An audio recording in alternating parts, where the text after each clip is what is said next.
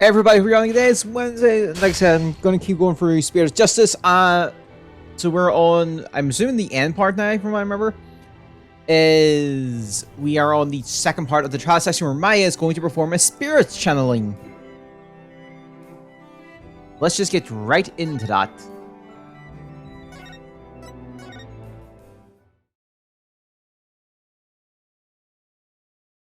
Alright. May 12th, High Court of Quran, accused lobby. Sorry, Maya, but this was the only way. You sure you're up for this? Thanks for believing me, Nick. Even though I don't know if my channeling abilities is on point yet. Oh, right. Before she started training here, her success rate was only about 30%. I know you can do it, Maya. At least, I hope she can. Are you sure you're ready? Yeah, at least I think so. You don't sound so confident. What about all your training? Training's one thing. Actually doing it is another. Oh, I see. Uh-oh. He was the channel of the High Priest. We're as good as dead. Relax, Nick. You can count on me. I'll show you what my training's done for me. This will be the moment you'll never forget. Okay. I hope it's unforgettable in a good way. We'll see here at Bonamy's story. I'm sure the truth will come to light. I hope so. He was hiding the fact that he was a rebel, so I doubt it would be as cause-drized. That's all that. They're right for you. Please return to the Hall just at once. Okay, Matt. I'm counting on you. You got it. Here we go.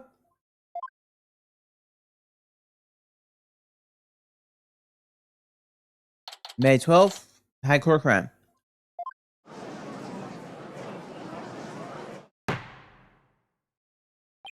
You have received official approval from the accused to channel a spirit here today. Now, if you will, Mr. Fay, please proceed. Yes, Your Majesty. It's only the Queen's to channel spirits. As you did, put them to death right now.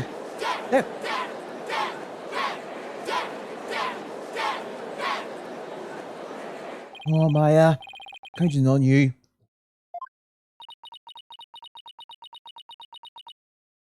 I have been staying here and crying for 2 years now.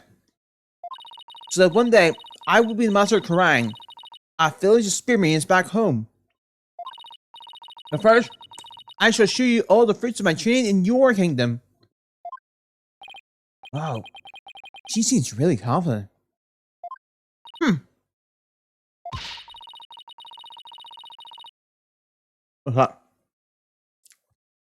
And Nephites practitioners such as you could not possibly channel a spirit. Okay, your relevance. How about this? If I succeed, will you stop calling me a Nephite? Very well. If you succeed. Oh, I will. Just you watch.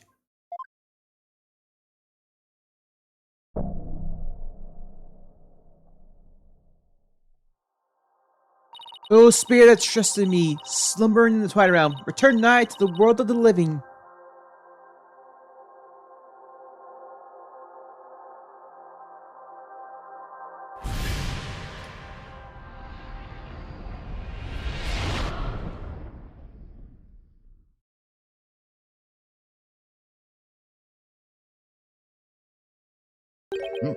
What is this place?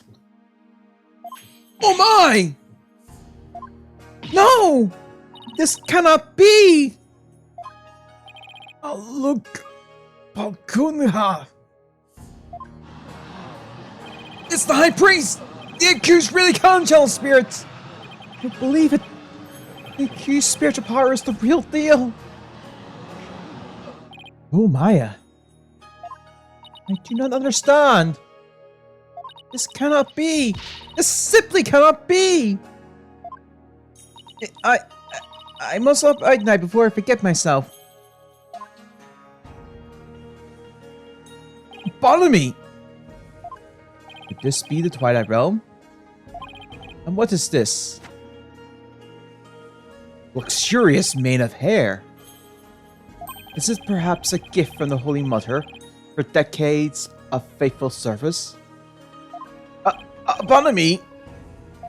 My, but if it isn't His Majesty, have you too shuffled off that mortal coil?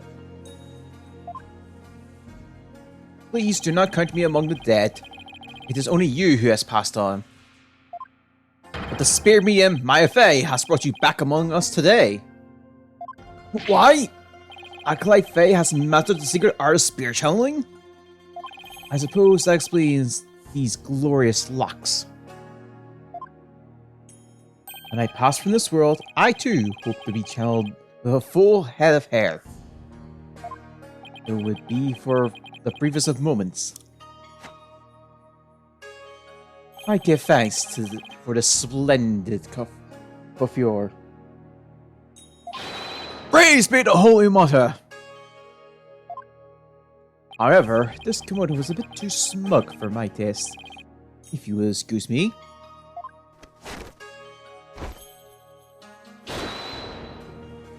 There. That is better. We get to his testimony now. And I wish he kept his top on. Why, you are that foreign lawyer the people speak of as late.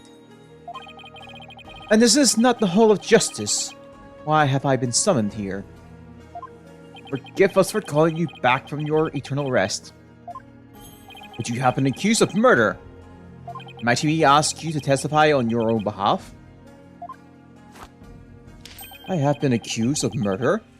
That is troubling indeed. Ah! Once with that crazy pose! Is this really cause for such astonishment? Even the lowliest of monks can achieve such body control with the proper training. Oh, I wonder if I'll be able to do that someday. Defense, please explain the situation to the High Priest. I'd be happy to. Your disciple, Parades a lot, has been murdered. It happened on the day before the purification rang. And the crime occurred in the rebel hideout hidden within the inner sanctum. Acolyte Salat, he has been killed? Would do such a thing. Someone who knew of the hideout and had access to the inner sanctum. In other words, you, Apodemy. After all, weren't you secretly a rebel?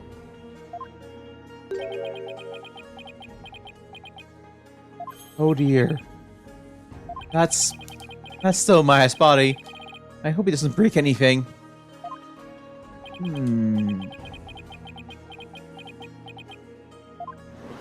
Wow, the High Priest is amazing. I think he have mastered such an advanced prayer pose. He's still warrior of Venturi. He's in the video as well. Praise be to the Holy Mother. Praise be to the Holy Mother. After Jesus, holy day. Have my rebel legion just been exposed? Not even my wife knew that. It seems to rest in peace. It seems to rest in peace is not my fate. Why did you, at the full priest of Cryanism, join the rebellion? Objection! The High Priest has come back to us for but a brief time, Defense.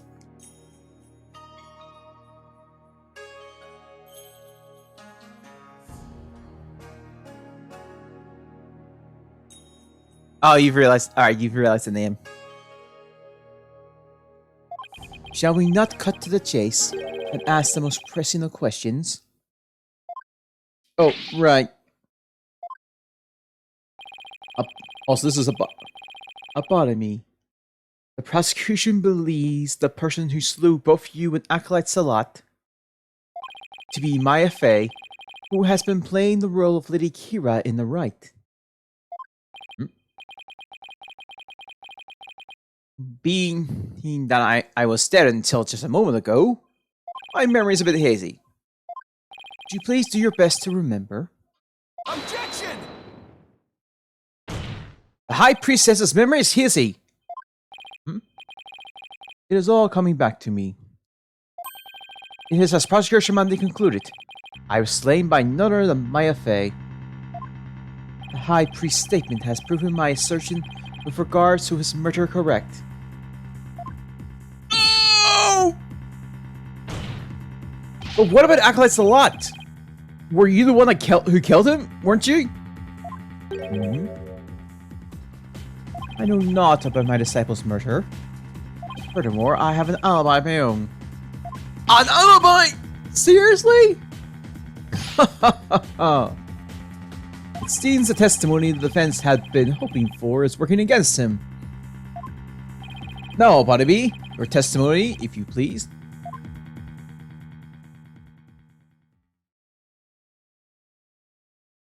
Yes, of course.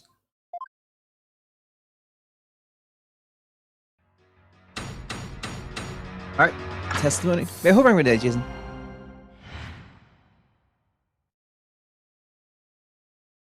I have an alibi. I have an ironclad alibi for the time during which the murder took place. Just past noon on the day before the riot, I was entertaining guests at my home. And I believe my guests can corroborate this. You had guests? Just past noon. That's right, at the time Salab was murdered. Are you sure about that? Absolutely. Come to think of it, you never told me about a spirit's memory. A spirit's memory is cut off at the moment of death. So even a spirit that is brought back after centuries doesn't sense any gap in time between the moment of its death and the moment it is channeled. Yes, and yet it clearly recalls all of the memories it had in life. The High Priest seems to know exactly what he's talking about. So the question is, what would be the best angle of attack?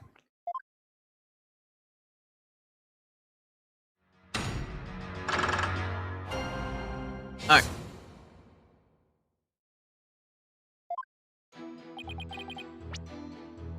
It is a new chapter and stuff. Hold it! Use the word alibi as if it were second nature. Are you perhaps mocking me?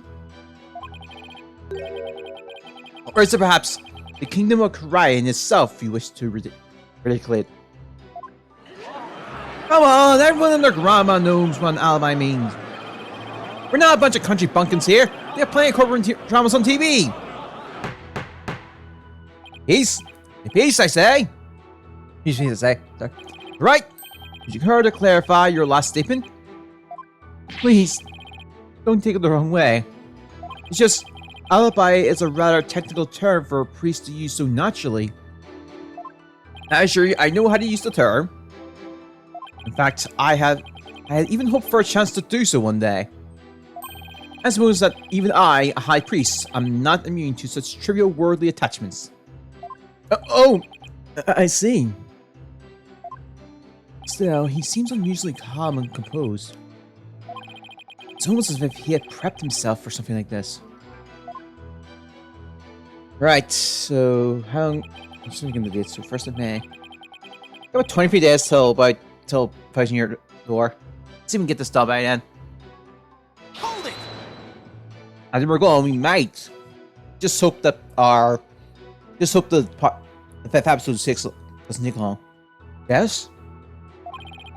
And you were entertaining them personally?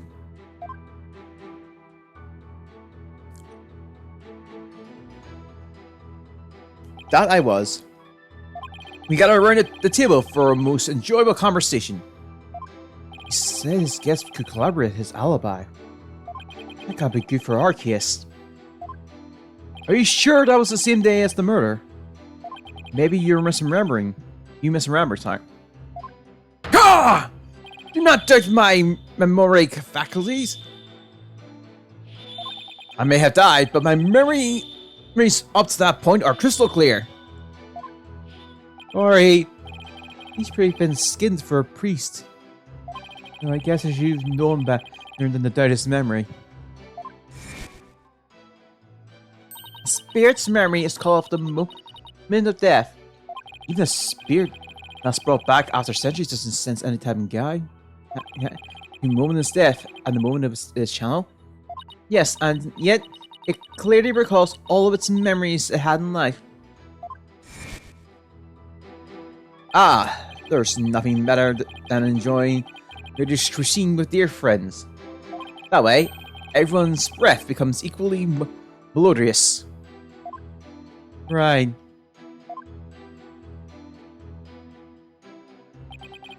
Hold it! You're right, just you missed the point where we actually got to the challenging moment. And who exactly were your guests that day? Don't tell me they were rebels, so they can't be called here to testify. It was none other than His Majesty, along with his family. He couldn't attend the right to work, so he stopped by ahead of time. My, how his daughter has grown.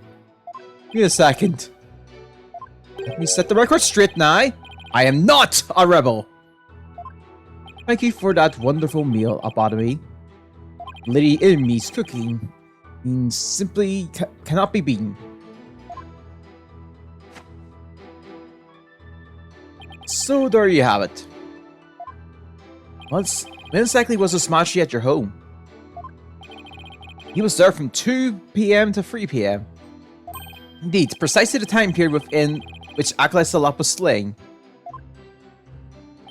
Yes, we had a routine chat concerning the game of Patudamala. Well, but I'll just have that added to the testimony. After all, it was I who visited the High Priest's home.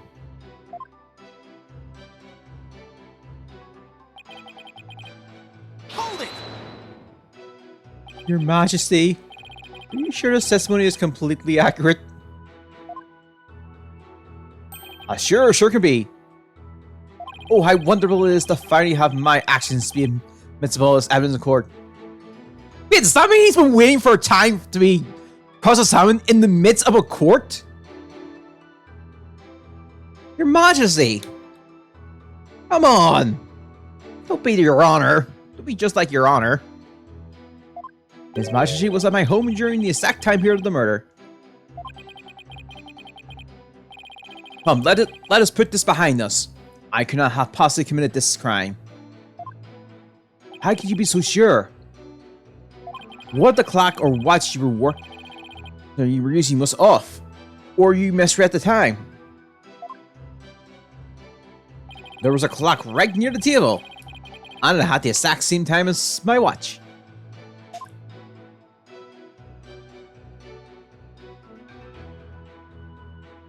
Now do you understand, lawyer?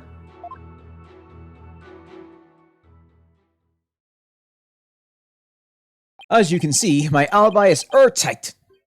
Or do you still think I could have killed Acolyte Salat? Arg! His Majesty's a witness. Are you satisfied now? There is not a single discrepancy in Abotomy's alibi. I give up now, it's all over. Hold on a second. Is there anything wrong with the High Priest's testimony? Let's see if... I think there is. He knew the time. There is a discrepancy in the High Priest's testimony. There is? Well then, perhaps you could explain what it might be. This is what's wrong with his testimony. You knew what was wrong with the... Look, I can say those other two, but let's be honest, I think Your Majesty's going to hate me a lot in one of them. After Abotomy was channeled, no one ever said at what time Acolyte Salop was murdered. Now that you mention it! Despite that, you claim to have an alibi from 2 PM to 3 PM. That means you knew that Acolyte Salop was dead. When you were still alive! Arrgh! Wait, I think I saw something just now. No! I must be imagining things. So tell me, how did you know at what time the crime had been committed? About that. Open your heart! Let the Holy Mother in! Why, we've been blessed with the High Priest's sacred words of prayer! All who serve her holiness must strive to banish worldly desires from the soul. Open your heart! Let the Holy Mother in! Purge your mind of greed and bias! I feel as if my very soul has been cleansed. You can't fool me! Prayer may banish worldly desires, but it can't make a contradiction disappear!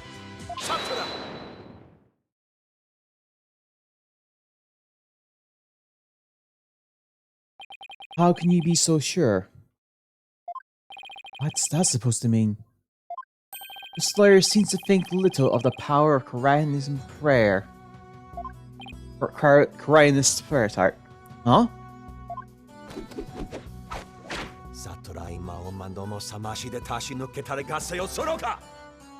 A body was at home during the crime, but knew what happened at the hideout. I believe this can be explained thusly. He must have had a way to monitor the hideout from his home.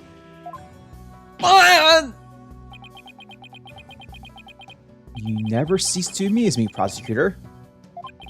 As he has summarized, there was a listening device installed at the hideout. It enabled me to instantly learn of anything unusual, even when I was not there. Remember, the rebels have been using this as a top secret hideout.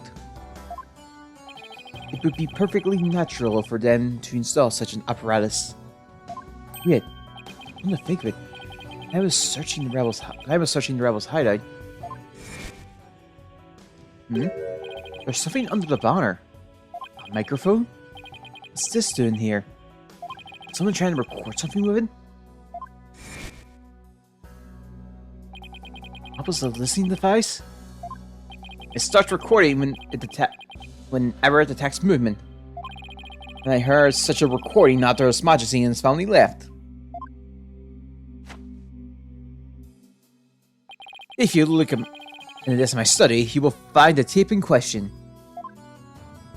Alright then. Elif! Yes, Your Majesty? Go retrieve the tape in question from the High Priest's home. At once, Your Majesty.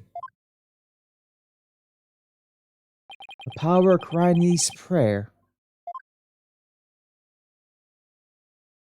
Even a putrid brain such as yours should understand it now. It's like the contradictions really did vanish. We shall learn the contents of the recording once we have the tip. In the meantime, I would ask Abonomy to continue his testimony.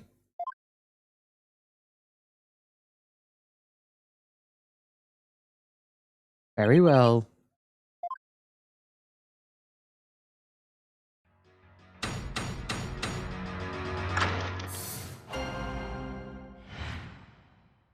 Alright, I heard everything. I was entertaining His Majesty and his family when the crime occurred. Okay, when I listened to the tip later, I heard a man and woman quarreling. It sounded like an altercation between Acolyte Salad and Acolyte Faye. Okay. After that, there was a loud noise, followed by a haunting silence.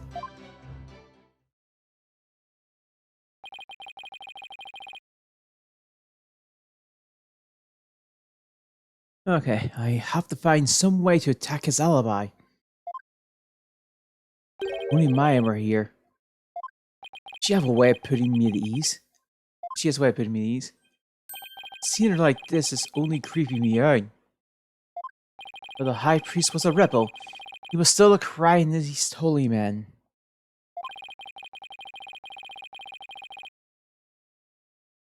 Therefore, take care in your questioning, lest you invoke the ire of our people.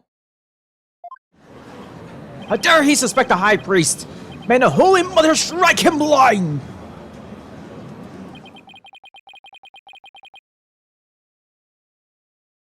As if this weren't hard enough already.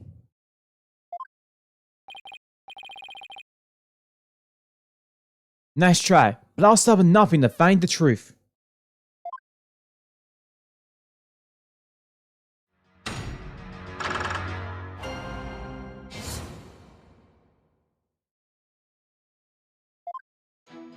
Alright.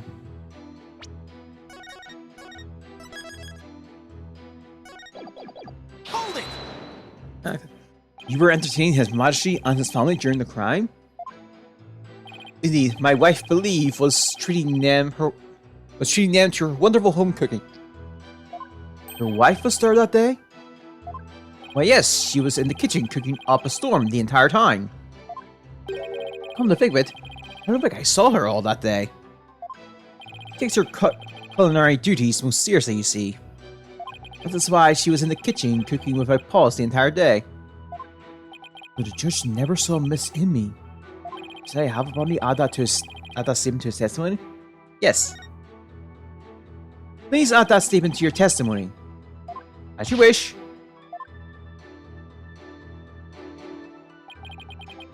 Hold it!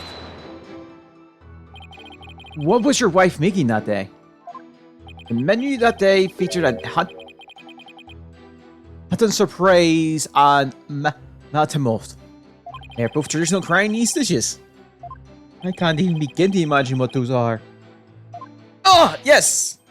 The exquisite sense of hot and surprise and the supreme texture of the matamot.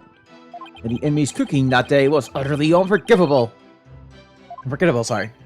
Thank you. It gives you great joy to know you enjoyed your meal. Now, once His Majesty and his family had left, I hope you're having a good day.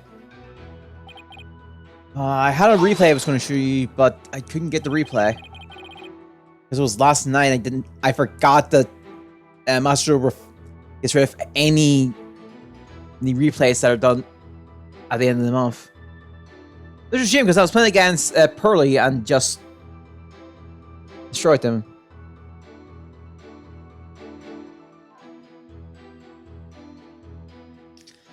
You heard everything from recording? Indeed.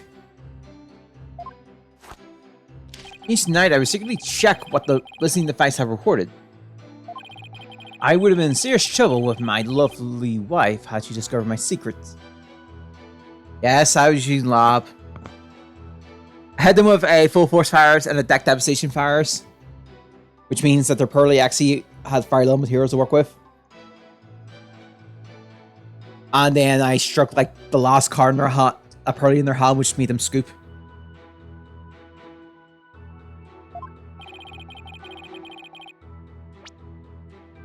Okay.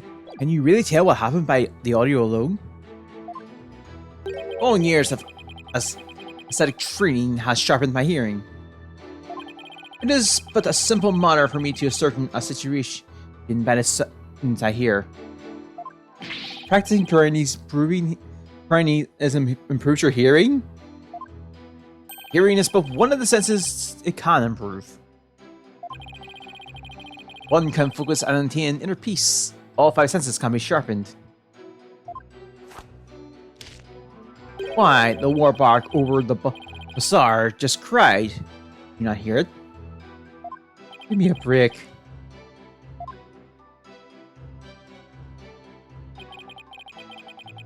Yeah. Thanks, I wish I had the replay, but oh well. Hold on. Are you sure about those voices? Was it really Acolyte Salat and Miss Faye? I said that was the most reasonable conclusion under the circumstances. Or perhaps Acolyte Faye has an alibi that you can prove. I'm afraid none. And I suggest you make like a mullux and climb up. I will continue my testimony, if I may.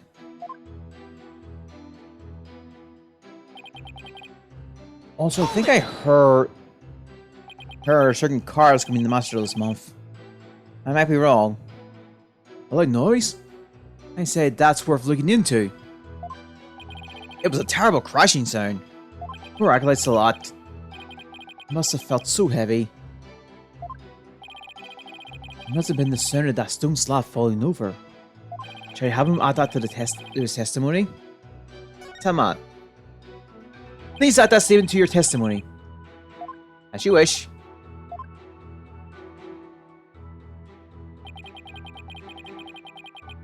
Oh, shoot! Sorry, I would describe the noise as a tower crash. Poor Salat, it must have had a hobby. You believe the tower crash is connected to Acolyte Salat's murder? Yes, the son, no doubt, was poor Salat's death knell.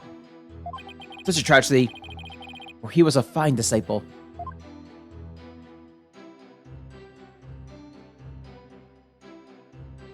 I would ask all here today give a prayer for his departed soul. Shushawe, Matiman Yoma. I am not repeating that.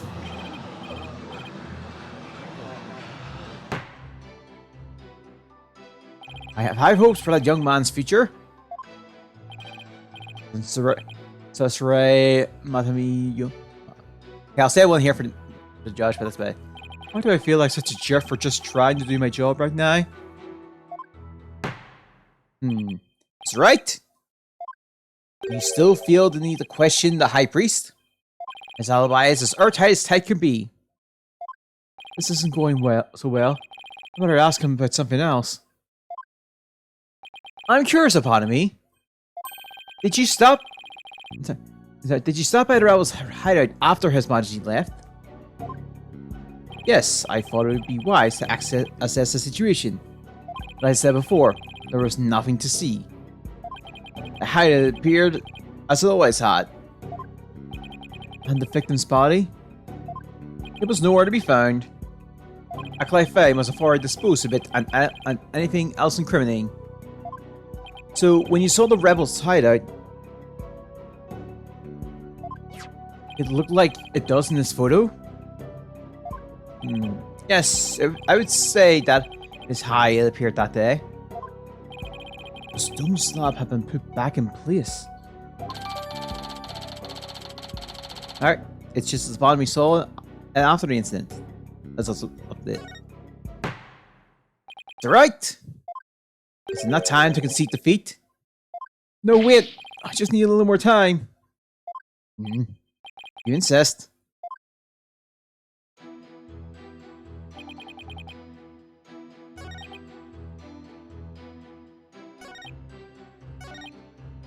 Alright.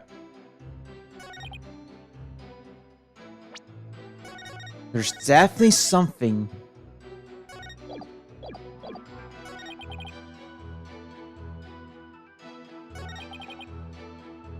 Hold it! Try pressing again.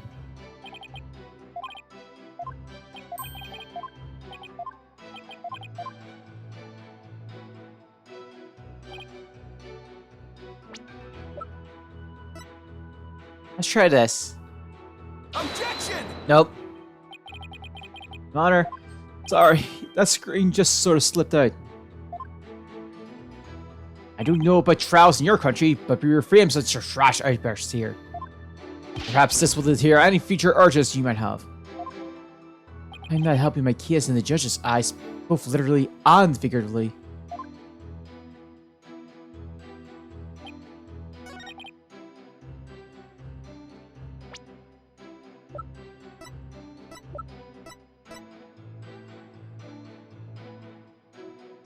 Wait.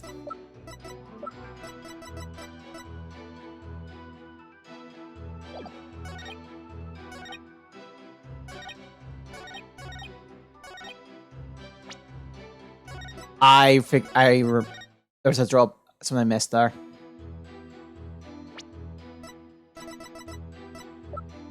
Objection! Damn it! I thought that was it. Wait. Well. The defense has something you'd like to say? I fell on deaf ears.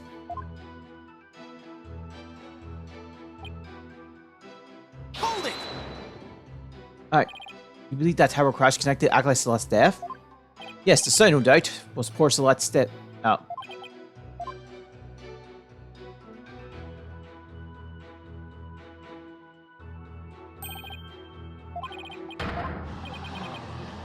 But Preston would give me a little bit more.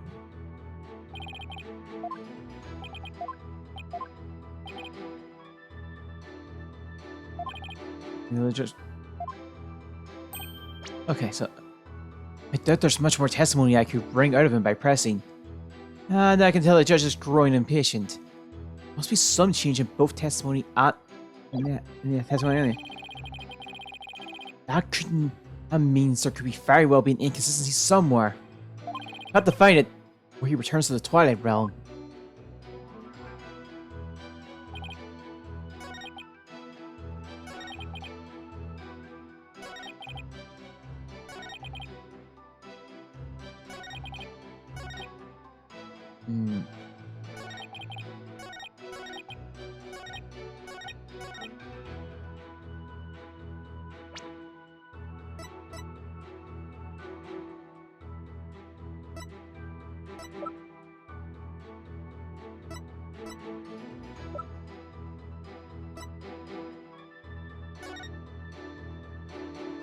Yeah.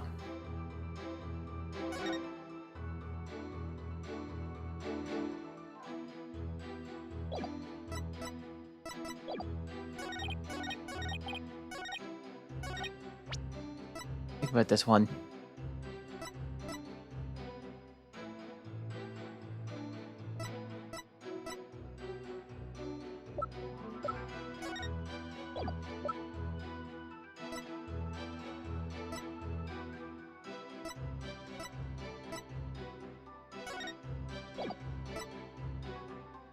Let's try this. Objection! Nope.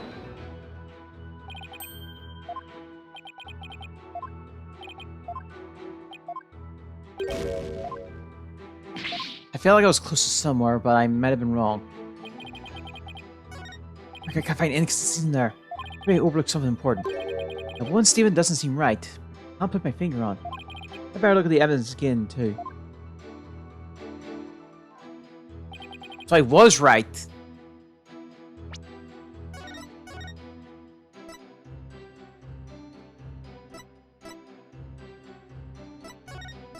I was right. So was the sixth statement.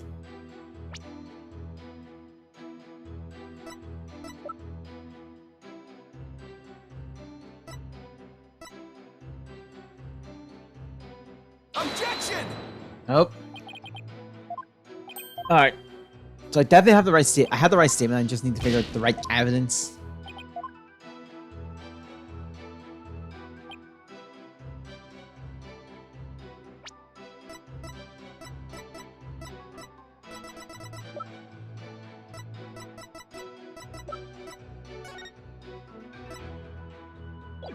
Objection! Ah!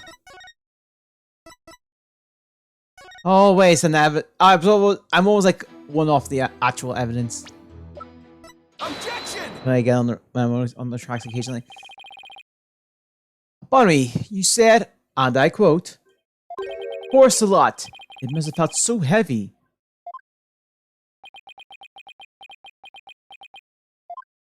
Why do you think he felt something heavy? You said the hideout looked exactly like it did in this photo. If so, there's nothing that would lead you to believe he had experienced a heavy feeling. The fact is, of course, a stone slab did fall over onto Acolyte's lot, impaling him on the Warbark statue behind him. But that was only revealed through her benevolent divination seance earlier. Would the defense please get to the point? My point is, simply hearing a crashing sound shouldn't have automatically led him to conclude that the victim was crushed to death. I still don't see your point. I'm saying that the High Priest knew. He knew how the victim was really killed. And that is information only the real killer could have known.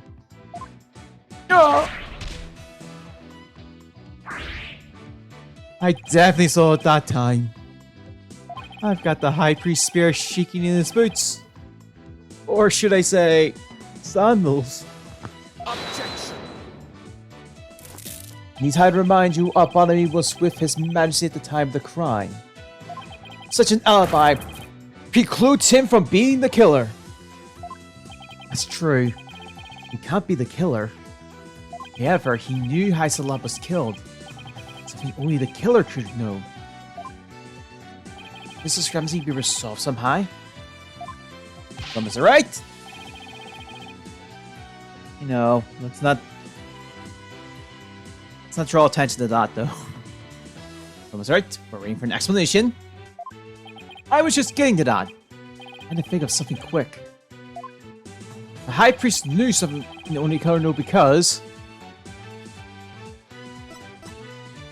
he heard it from the real culprit. He must have heard it or had a victim die from the real killer?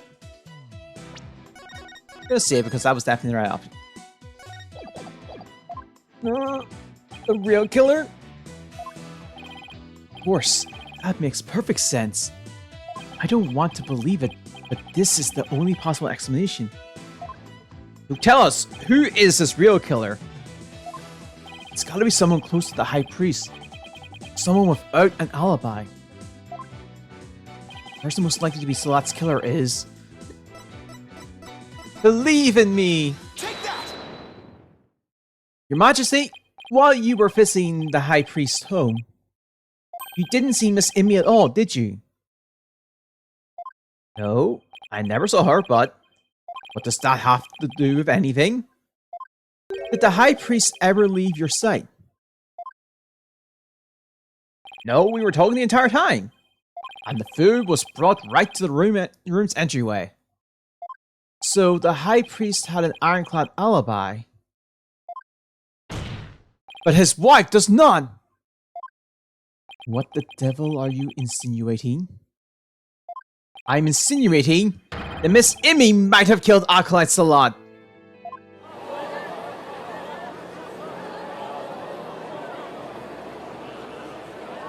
Objection! You have a lot of nerve making such a baseless allegation. She had no motive to kill Acolyte Salat. He was like family to her.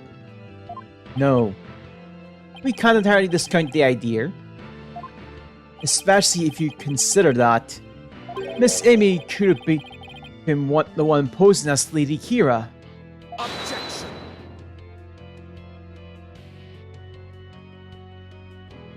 Even a fool must temper his foolishness at times. Or do you truly believe Lady Kira would kill Acolyte Salat, though he was not a rebel? Objection! As we all know, the High Priest was secretly a rebel. If it followed that his favorite disciple could very well be a rebel too. Are you suggesting that Miss Amy killed her husband as well? As sad as it is to think he killed her own husband to rid the kingdom of rebels, I don't think we can rule it out. Hold it.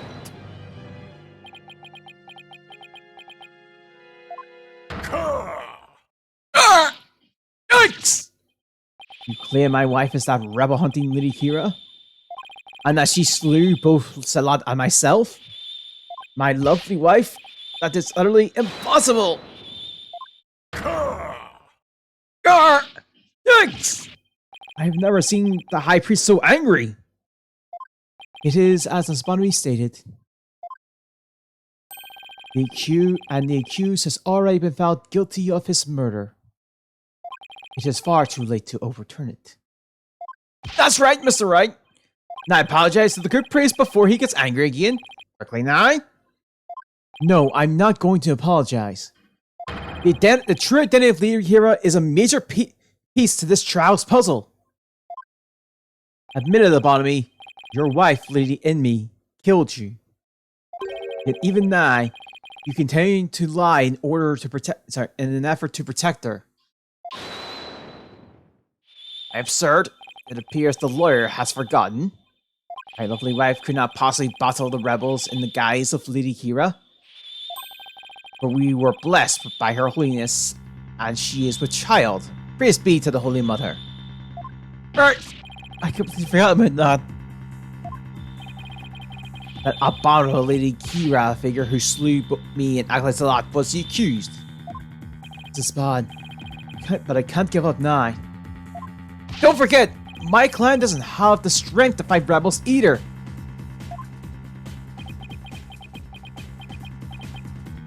How could a weak young woman like her possibly?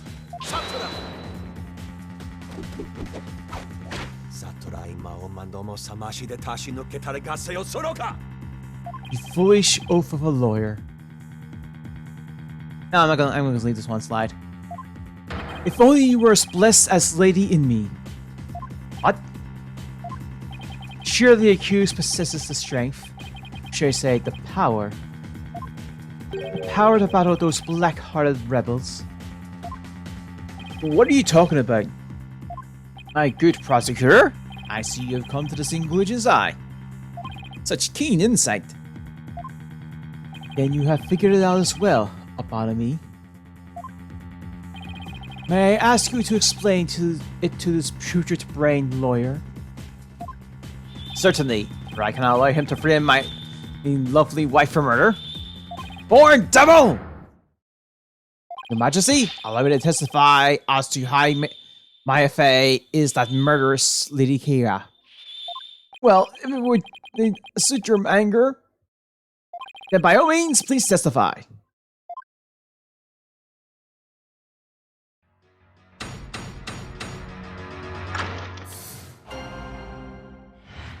My affair is Lady Kira. Akalai Faye channeled Lady Kira's spirit. She is a spirit medium who knew Lady Kira's true name, so she could have done it. So it was the real Lady Kira who returned to root out the rebels among us. She attacked and killed me with a strength far beyond any mortal woman. But do you understand now? Murdered by a spirit channeling explains everything. This is the only way the accused could have defeated one rebel after another.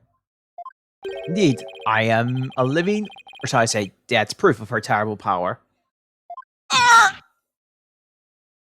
Its ability to channel spirits. It comes back to haunt her. Now, isn't it time to let it go and move on, defense? No, never! I'll never give up! Now what? Think. How can I prove that Mag couldn't have channeled Lady Kira? I mean, we're just not gonna press everything, but I already know it because, well, it's a thing.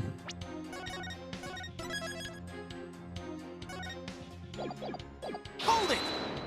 Alright. My clan channeled Lady Kira? Isn't that a little far-fetched? Far-fetched, you say?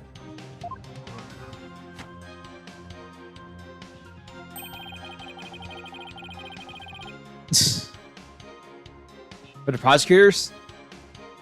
That list seems to get topped every time, doesn't it? Like, every new prosecutor seems to somehow hit the top of that list. Why, the very fact that I am here proves she has the power to channel spirits. But you're no proof. She actually channeled Lady Kira. Oh, but I do.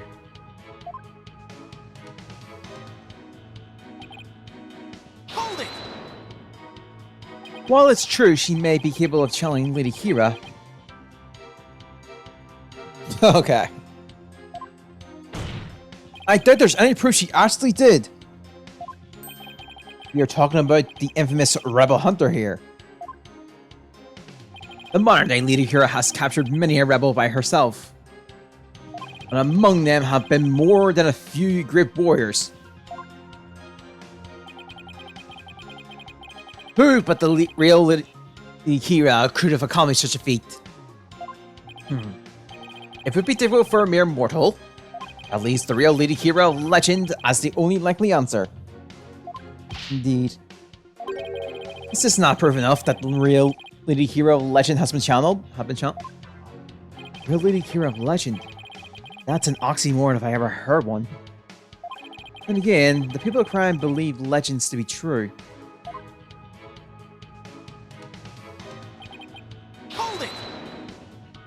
Lady Kira is an actual person?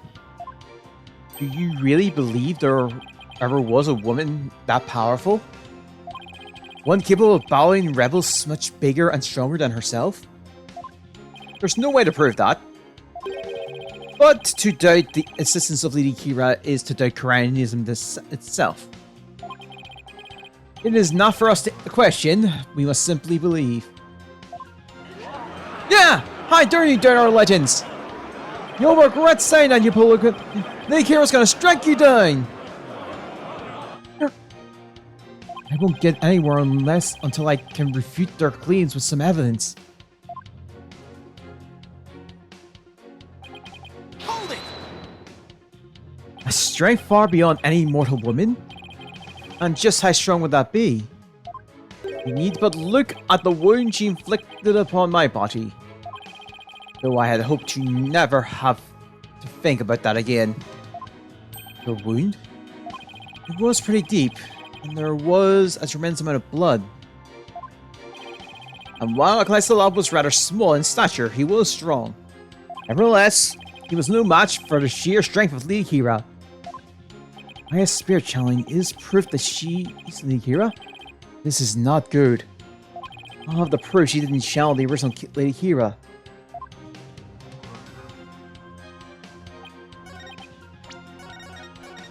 Final course, not super busy at the end now. 2 rules, if one remembers. For spirit channeling, you must know their true name and their face. I went a long way, didn't I? I passed it. Where is it? Well, I passed it twice. Objection! Ah! I passed that evidence a few times. The Tome of Secrets is only given to the priestess who performs the purification rite. Is this your proof that my clan could have channeled Lady Kira? Yes, indeed. For it contains the true name of Lady Kira, a secret only revealed within. Abominable. I'm afraid you're mistaken. This couldn't have been used to channel Lady Kira. What nonsense! Mr. Wright, would you care to explain? This is why my clan couldn't have channeled Lady Kira. Take that! Lady Kira's face is hidden beneath a mask in the Tome of Secrets. You need both a name and a face to channel a spirit. This got me! Without a face, it would have been impossible for my clan to channel Lady Kira. Oh my! Therefore, the claim that she became Lady Kira by means of spirit channeling is practically false. Yeah. And with Lady Kira out of the equation, my clan had no motive to commit murder. But then, who is the rebel hunting Lady Kira we've been reading about in the paper? Yes. Who is this other suspect, if indeed there is one at all? Let us hear the defense's brilliant deduction. Think. True name of Lady Kira is the key to solving both murders. I thought Miss Amy was suspicious, but her pregnancy takes her out of the running. Mr. Rebel is a rebel, so that doesn't make sense. That leaves us with... That's right! You have to look again. The one where you know you have to say something, but you can't figure out what it is. This is my chance to really turn up the heat. I'll just have to stir the pot until something floats to the top. Your Majesty, I know who's been posing as the rebel hunter Lady Kira. You do? Are you sure about that? Yes, completely. I sense that I may regret this, but please go on and explain. Thank you, Your Majesty.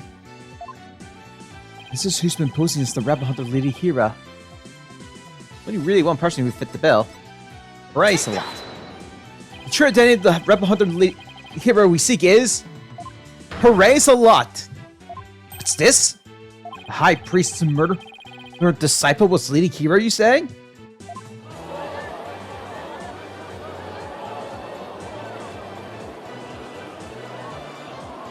Peace!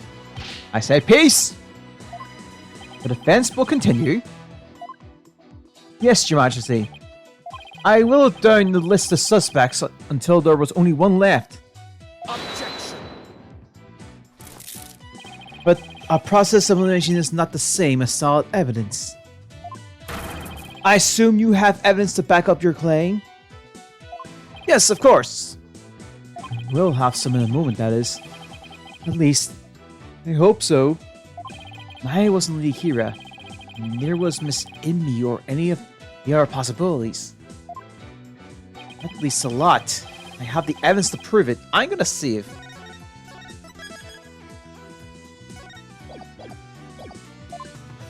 The evidence that proves Aklasala was posting her is this.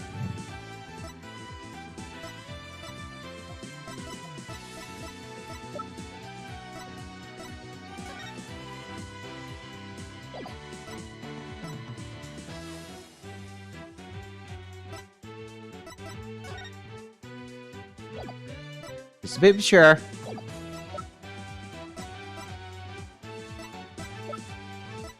Let's try the diag. No. I was gonna and I was telling you, we're having that. It is, yeah, it's one of them. Alright. Take that. Giving that actually put me on the right track. It made me think a little bit. You give me more time to think, which actually gave me the answer. This is what proves that Aklasala was Lady Kira. Lady Kira's warning letter. How absurd! What could that possibly prove? Oscar Samandi, you state that this warning letter proved that my clan was Lady Kira, and that the reason you give was that the High Priest's house was locked tight. But there was another member of the family who lived there. Therefore, Aklasala could have delivered the warning letter anytime he wanted. What is he talking about? It's just not possible.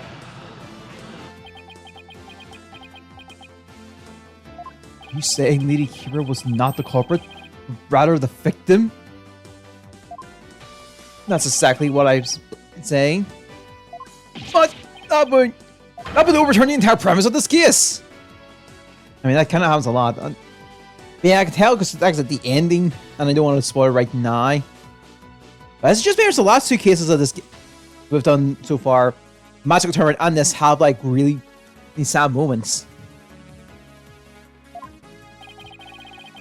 This trial has proceeded on the assumption Lady Kira was behind the serial killings.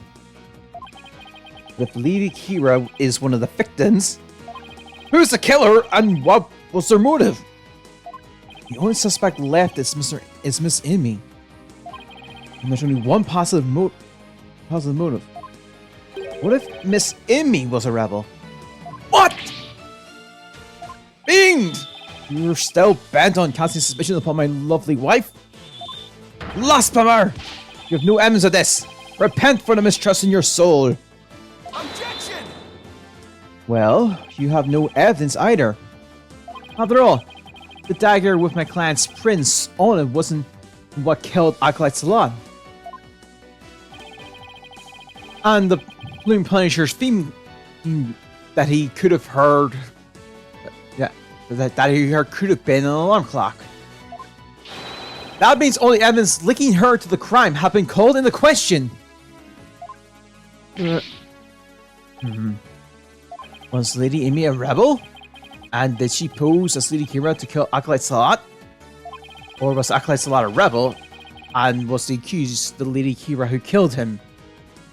I would say either scenario is just as likely. What are we going to do now? The alarm clock, you say? You mean the one in the rebels' hideout? Yes, but what of it? That's it. What's gotten into him?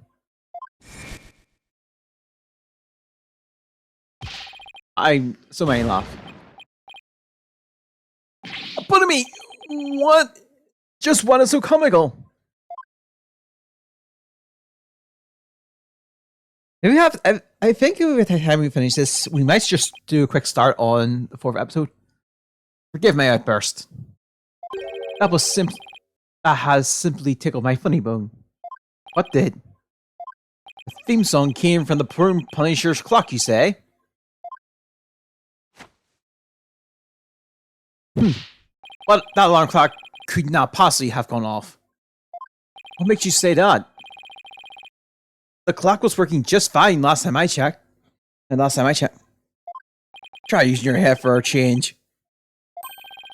Would not the existence of a secret hideout be given away if the alarm clock kept going off? Wait, you don't mean... Indeed. We leave the alarm clock switched off at all times. Oh!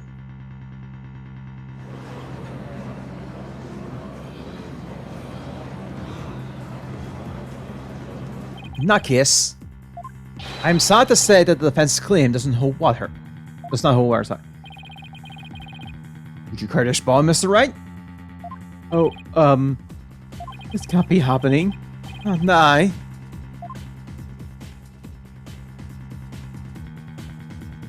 This should put an end to the lawyer's futile struggles. The theme song the victim heard was from the accused strapped, just as we suspected. Therefore, the accused is the rebel hunting Lady Kira, and the victim's killer. I need an opening, something I can raise an objection to. The Plume Princess theme song acolytes learned, like that Plume Punisher theme song acolytes learned her in the span of moments. I too heard it, or the way that I heard it by way of the listening device. But did you really? If you had heard it, why didn't you testify to the fact before? Is it not obvious? I did not know such a tune could become a key matter of dispute. Yes, the matter of the theme song came up about Bonamy was like before Bonamy was channeled. Oh right. Oh then what if he's lying about the alarm clock being switched off? Mr. Wrench! That would be a pointless lie, one easily disproven. If you check the clock, you will see that the alarm is, in fact, switched off. Come to think of it. What a fine item. And the switch. If I'm right. We set the switch back into the off position before we left. I remember hearing it clearly. Those distinct taiko drums in the intro are etched into my mind. They went. Dun dun dun dun dun dun dun dun dun. I'm not. Distinctive taiko drums in the intro. This trial has gone on far too long. Shall we move ahead to the verdict phase now? By all means, let us also return Abotomy's spirit to the Twilight Realm. Before I go, let me say a word to my darling wife. Objection!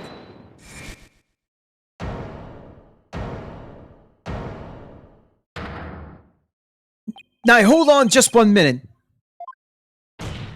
Your Majesty? Yes? The High Priest's statement is inconsistent with a certain piece of evidence. It is? Still, you wretch in defiance of your fate. The very sight reminds me of a tortured soul raving in flames. You won't be saying that once I show you the evidence. All I have to do is pick the right one. This piece of evidence is inconsistent with the statement of the taiko drum and...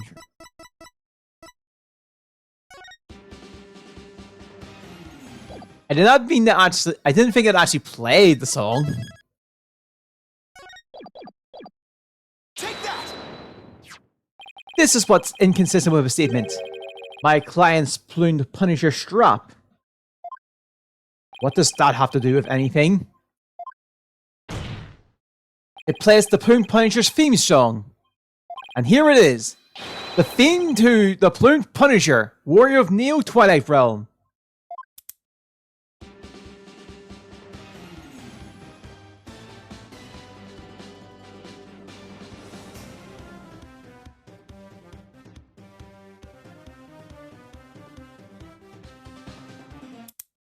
Do you see what I mean? The music the victim heard in his final moments might not have been the Plume Punisher's theme song. Hmm? I'm afraid I am not following you. What was it if not the Plume Punisher's theme? In his final moments, Acolyte Salat heard the Steel Samurai. There are no taiko drums in the intro of the Plume Punisher's theme. So what Acolyte Salat actually heard in his final moments was the theme of the Steel Samurai, Warrior of Neo-O Tokyo. Peace, I say. Peace, I say. Is that right? What is this Steel Samurai of which you speak of? Alright, you speak of. The Steel Samurai, Warrior of Neo-O Tokyo is an action hero show from America. The Plume Punisher's theme is it's very similar to it. If you didn't know about the Steel Samurai, you could easily mistake the two. Well, it's a good thing Fanny said not a certain prosecutor. But the fact that Acolyte Salat heard music from an American action TV show is irrefutable evidence that the accused was in the secret hideout. Actually, no. You have it backwards. Backwards? That's right. Miss Faye met an avid Plume Punisher fan here in Korean. And as a token of their friendship, she traded a certain Steel Samurai item she had for the Plume Punisher strap. And this avid Plume Punisher fan was the one who killed Acolyte Salat? Yes. And that avid fan is none other than the High Priest's wife. Believe in me! Objection! You have evidence to back up this claim, Mr. Wright. As for forgiving as the Holy Mother is, I doubt she would tolerate yet another dose of your baseless slander. I suggest you prepare yourself to face her holiness wrath. That is a full penalty. Oh, I'm prepared. Turn this entire case upside down, that is. This is my last chance. I better take a deep breath and view the evidence. Very well then, please present your evidence if you would, defense. The evidence that proves Miss Emmy was the one who killed Acolyte Salat is this. I know what it is, but I'm going to save in case something messes up.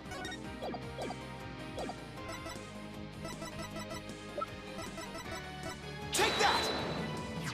It's right here in this family photo. It's proof that Miss Emmy and Miss Faye treated items featuring their favorite characters. Objection! A family photo. And what exactly should we be looking at here? The proof that they exchanged items featuring their favorite characters is right here. Take that! Look at Miss Emmy's left wrist. You can see the Steel Samurai's trademark top knot right there.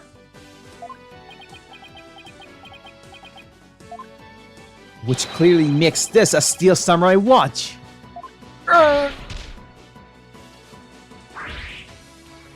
Why, I never knew your wife had such hobbies, Abonomy. This family photo was taken right before Acolyte Salat was murdered. By that point, my client had the Punisher's strap, and Miss Emmy had the samurai watch. So what the victim heard in his final moments was none other than the sound of the watch Miss Emmy was wearing. I wish you met my testimony. What I thought was taiko drums was something else. My wife never had such a watch. It's the truth, I tell you. You must believe me, Your Majesty.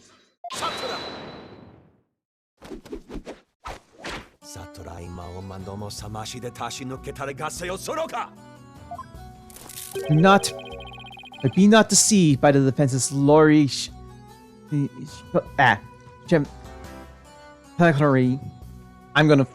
I messed up that word. I won. It's been pretty quiet up to this point. What does he have up his sleeve? There is a big gaping hole in his flimsy claim. A big gaping hole? I don't think so. Oh no, I'm afraid it is there, alright. Just like the big gaping hole in your putrid brain. My brain is neither putrid nor full of holes. I'm not a zombie after all. Says the dead lawyer walking. He who is narrow of vision focuses on what is before him, never seeing the big picture. Or as they say in your country, you cannot see the forecast for the forest from the trees. I almost heard that as forecast from the trees. For it is as you said. And Lady Inni, the rebel, slew Aklesalat, the rebel hunting Lady Kira.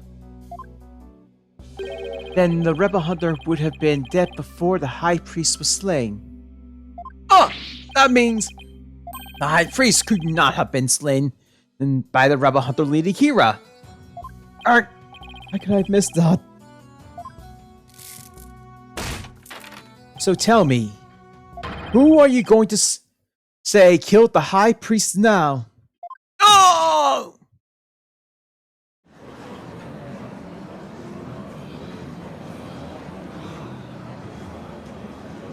You finally understand? The sheer size of holes in that riddle your putrid brain. I'm in hot water now. I don't have any other suspect in the high priest's murder. You're mindless zombie. You should have begun your journey into the Twilight Realm long ago. Now let's go, and to move on. No, I will never give up. Just need to think things through and figure it out. Who really killed the High Priest?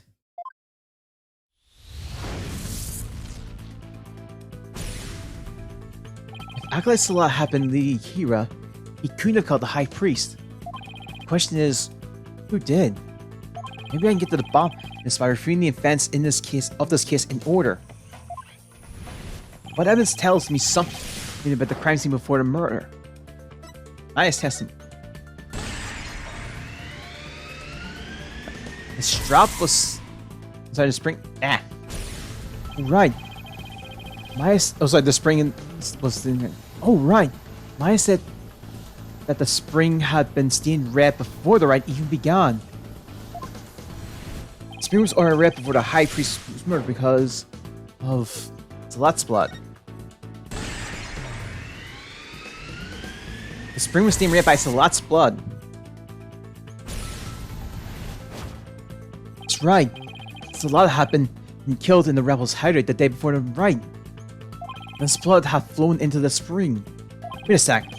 The high priest knew that Salat had been killed in the hideout. So why didn't he report it to the authorities? Maya had been the killer. He could have easily had her arrested on the spot. Why didn't the high priest inform the authorities right then? Got it. He wanted to keep the hideout secret. He reported Slot's murder.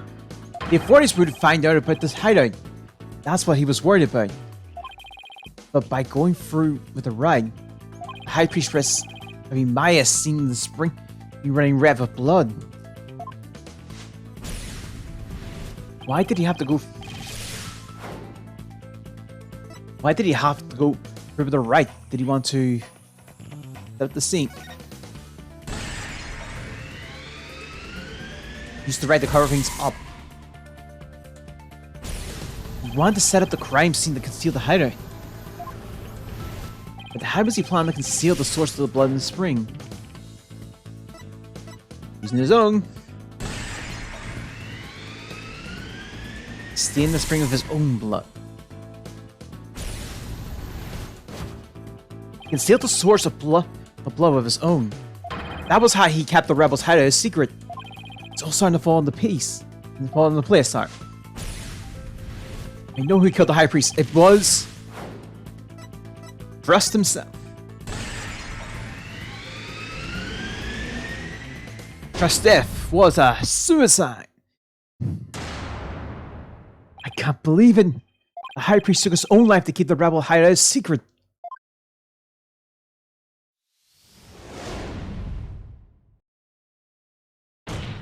The High Priest wasn't murdered by anyone. He took his own life to keep the rebels' head a secret. What? What? What's this?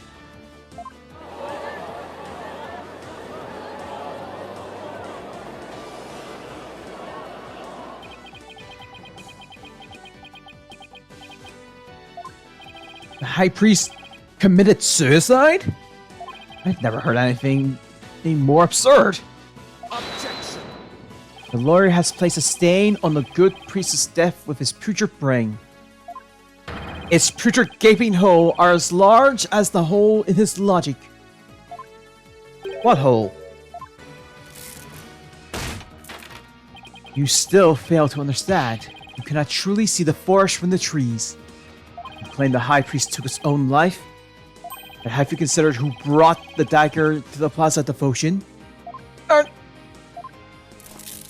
After the High Priest was killed, the dagger was thrust into Acolyte Slot's dead body.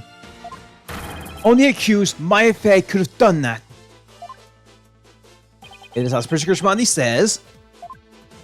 Your claim is rather porous in its logic, and your evidence is too weak. You cannot prove that the High Priest took his own life to conceal the rebels' hideout. Ryan, the dagger was impaled in Salat's body. His body had been placed at the Plaza Devotion the previous day. Well, Mr. Wright, would you care to respond? Salat's body was already in the plaza the day before the rite. What if the dagger was also already in him at that time? The dagger was in the inner sanctum.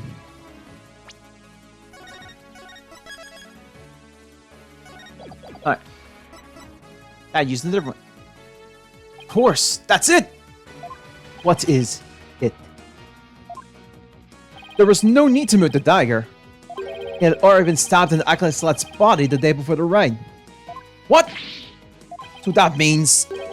What does that mean? It means the dagger wasn't the weapon that took the High Priest's life. Objection. No weapon was ever found at the inner sanctum. If you will not listen to reason, then I assist you prove your assertion. Show us what you believe to be the... show us what you believe the real murder weapon to be. Reading. The real weapon? Nothing. I know there had to have been a weapon there. Let me have a think back on the trial thus far. Spot the clue I need. Well, would the defense care to tell us what the real murder weapon is? This is what really killed the High Priest. The statue! What really killed him at the has been at the inner sanctum all this time. And this lethality has already been demonstrated by the late Acolyte Salat. That's right. It was the Warp Art statue. Now, look out! Do you believe that that statue claimed both victims' lives? Would you care to chime in, Abonomy? No, he lies. Pay him no head. Hold it. Why, it's...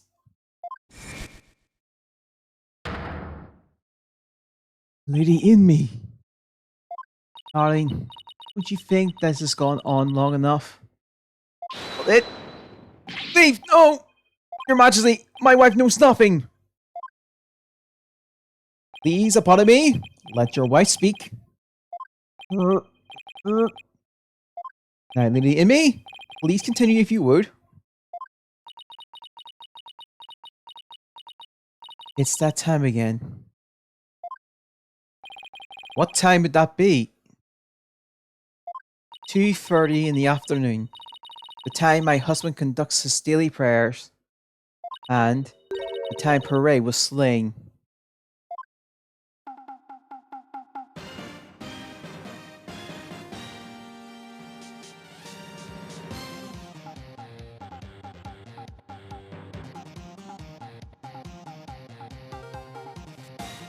That sound! It's Steel Samurai alarm! I too would like to pray at the same time as my dear husband. So I set an alarm to remind me each day that I had no idea it would come to this.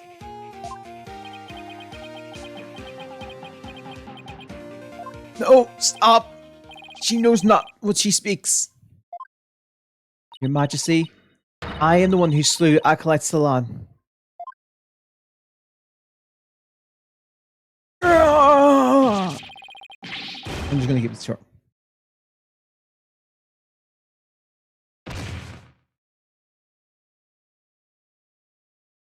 Follow me! Bailiff! Summon a physician at once!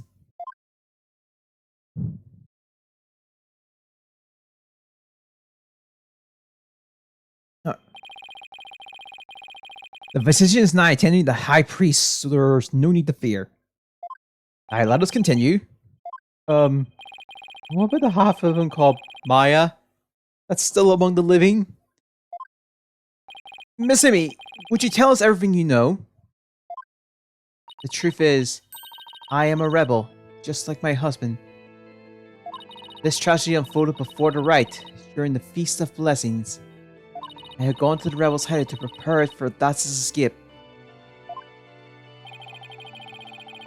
And that's when the Acolyte Select suddenly appeared. Yes. Ray was shocked when he saw me there. Acolyte Select did not know you were a rebel? I do not believe he did. I believe he was there simply to investigate the hideout. But then he suddenly came face to face with this in me. So the true identity of the rebel hunting lady hero was Perez Salad. Yes. He was a member of the secret police, serving directly under the Minister of Justice. Secret police? And this is what he said to me. I can kill rebels with impunity. The Justice Minister has my back. He was using his position within the secret police to deal with us rebels a heavy blow. But murder sanctioned by the Crown is still murder. Even with the DC Act, working as insurgent scum's buddies days are numbered. What's that supposed to mean? Let's just say I got a little trick up my sleeve. So I watch it if I were you. But she got a defiant attitude, like one of them dragon dupes. Trick up Mr. Inga's sleeve was Lady Kira. No! This can't be! My father would never! This must be a bolt out of the blue for Rafa. This explains why Acolyte Salah abandoned his real name. Yes. He even went as far as covering up the tattoo that all Korean and clericy members receive. Lady Kira was a member of the secret police? That explains why no order was given to investigate her attacks. I guess I'm not alone in hearing this for the first time. But, this cannot be! Is this true? The Justice Minister is sanctioning state-sponsored murders? Peace! Hi, Lady Amy. Please continue. Ray suddenly lunged at me. That's when I pushed the stone slab towards him to escape with all my might. But I never meant for what happened next to occur. Allow me to take it from here. Abonomy! Are you sure you're alright now? I'm sorry you had to see that. But you need not worry about me. I am already dead. Please, we need to know what was so important to you to take your own life. I learned that my wife had accidentally slain Salat. I chilled his body with snow to make it seem as if he died more recently than he did. Then I later moved it to the Plaza Devotion and inserted the dagger into his wound. The plaza was empty at that time, for it was before prayer time had started. Finally, I placed his body in the prayer pose, knowing that no one would notice anything wrong until the rite had concluded. It is perfectly possible that no one would disrupt him if he seemed to be praying.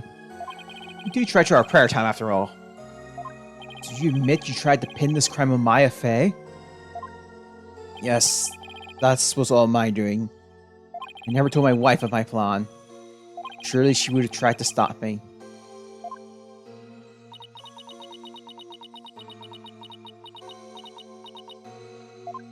How did you get Miss Faye's fingerprints on the dagger? I had her hold it while we were rehearsing the day before. And right before the rite, I drugged her with a sleeping agent. Then I put Lady Kira's robes over the Warbark statue. That means I was probably already grumpy by the time the rite started. Finally, I ended my own life. Ensured that the crime would appear to have been by Acolyte Faye's own hand. But when your body was discovered, Lady Kira's robes were on the ground. How did they end up there if it were on the statue? I'm trying to peel myself in one of the statue's dagger-like feathers, sorry. I used the last ounce of my strength to hurl my body backwards. As I did, I grabbed onto the rope, taking them with me as I fell onto the ground. I'm terrible! But says you to do such a thing. You needn't have committed suicide simply to frame the accused. Prosecutor Shimandi, as one well versed in our kingdom's legal system, I would expect you of all people to understand. Understand what? Kingdom's legal system. This kingdom's legal system. Miss Emmy's crime. Your suicide. It can't be. That would be sadder than sad. Why, I believe the defense knows of what the High Priest speaks. Yes, I finally understand. This explains why the High Priest took his own life. Take that! The Defense Culpability Act. Circumstantial evidence supports Miss Emmy's killing of Acolyte Salat in self-defense. However, it would be next to impossible to prove it without a lawyer. That's why the High Priest wanted to pin the crime on Maya Fey. Fail to see what that has to do with his suicide.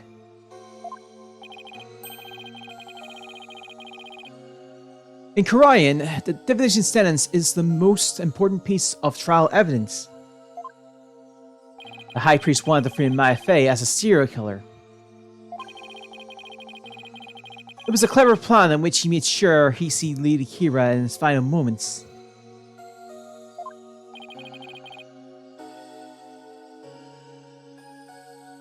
The lawyer speaks true. That is why I placed Lady Kira's robe upon the Warbark statue. I may have seen that Acolyte Faye was the rebel hunter Lady Kira. But are you saying that you used my divination seance to produce false evidence? Forgive me your benevolence. But it was the only way to help my lovely wife. If you had approached me first, you would have proven that the murder was in self-defense. Perhaps. But I had little faith in lawyers, despite being a rebel. How utterly foolish to cast away one's life for such a reason. There must have been some other way to cover up the crime. Yet had I done so, my wife would rush to my defense. And when the case went to trial, she would suffer the same fate as I under the Defense Culpability Act. I could not have lived for myself had she been convicted because of that fiendish man. This cannot be. All I have done under the laws of our kingdom, it has all been... Oh, Rafa. She's really taking this hard. I can't say I'm surprised.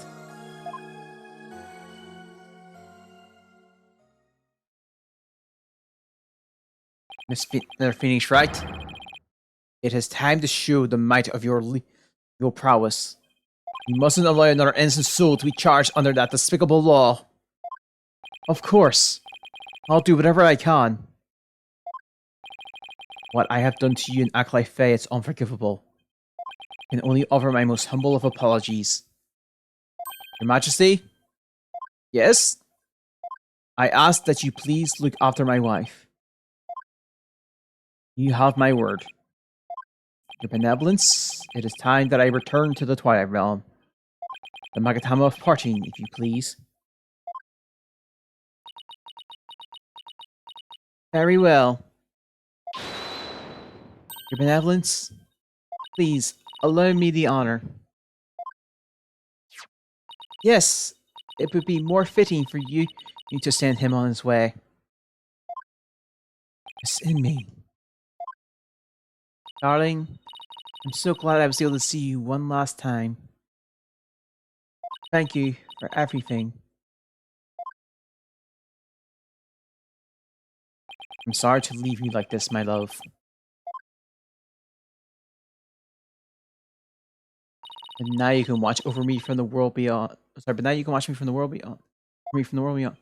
Yes, always and forever.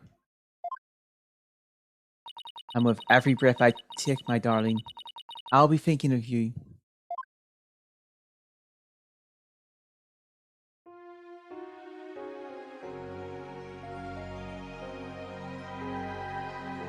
Yeah.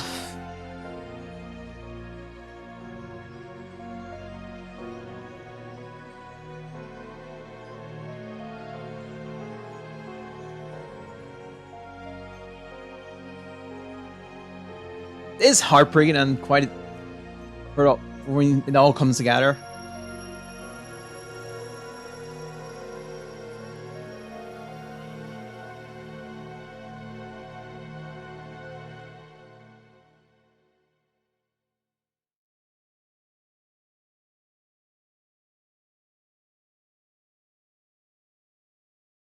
Farewell, my darling Frost.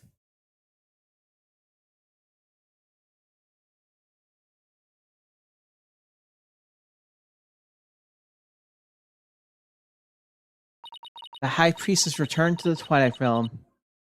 Oh yeah! I feel great! I guess that means he didn't leave any regrets behind. Oh! But what about the trial, Nick? It's over. It was a sad reality born of love, and a great tragedy born of the Defense Culpability Act. Well, I see no need to continue this trial. Does the prosecution have anything to say? Mr. Phoenix Wright, I owe a debt to you, one that I will pay back in court someday. To deliver today's verdict and overturn that of yesterday's trial, with respect to all current and previous charges against him, I hereby declare the accused, my Fay, and the defense, Phoenix Wright, not guilty.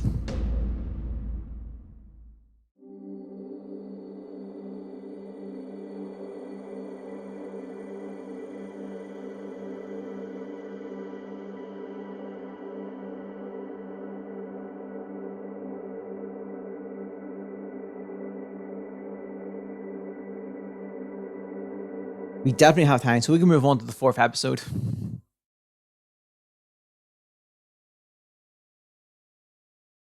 May 12th, 4:20 PM, High Court of Crown, accused lobby. So I was thinking, Nick, the legal system here is really stacked against the defense. It's totally unfair! Yeah, he even forced the High Priest to make the ultimate sacrifice just to protect his wife. It's just so sad. Protect the status quo, or join the revolution. If the really cute Lady Hero is here, I wonder which side she would take.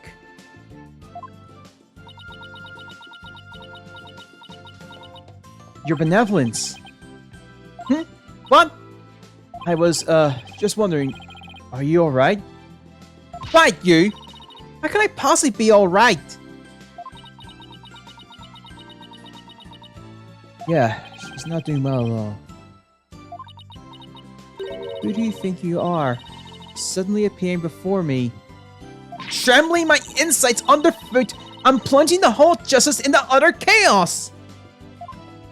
You even desecrated my mother and father's teachings, you soulless infidel! Oof. That was a bit more extreme than usual.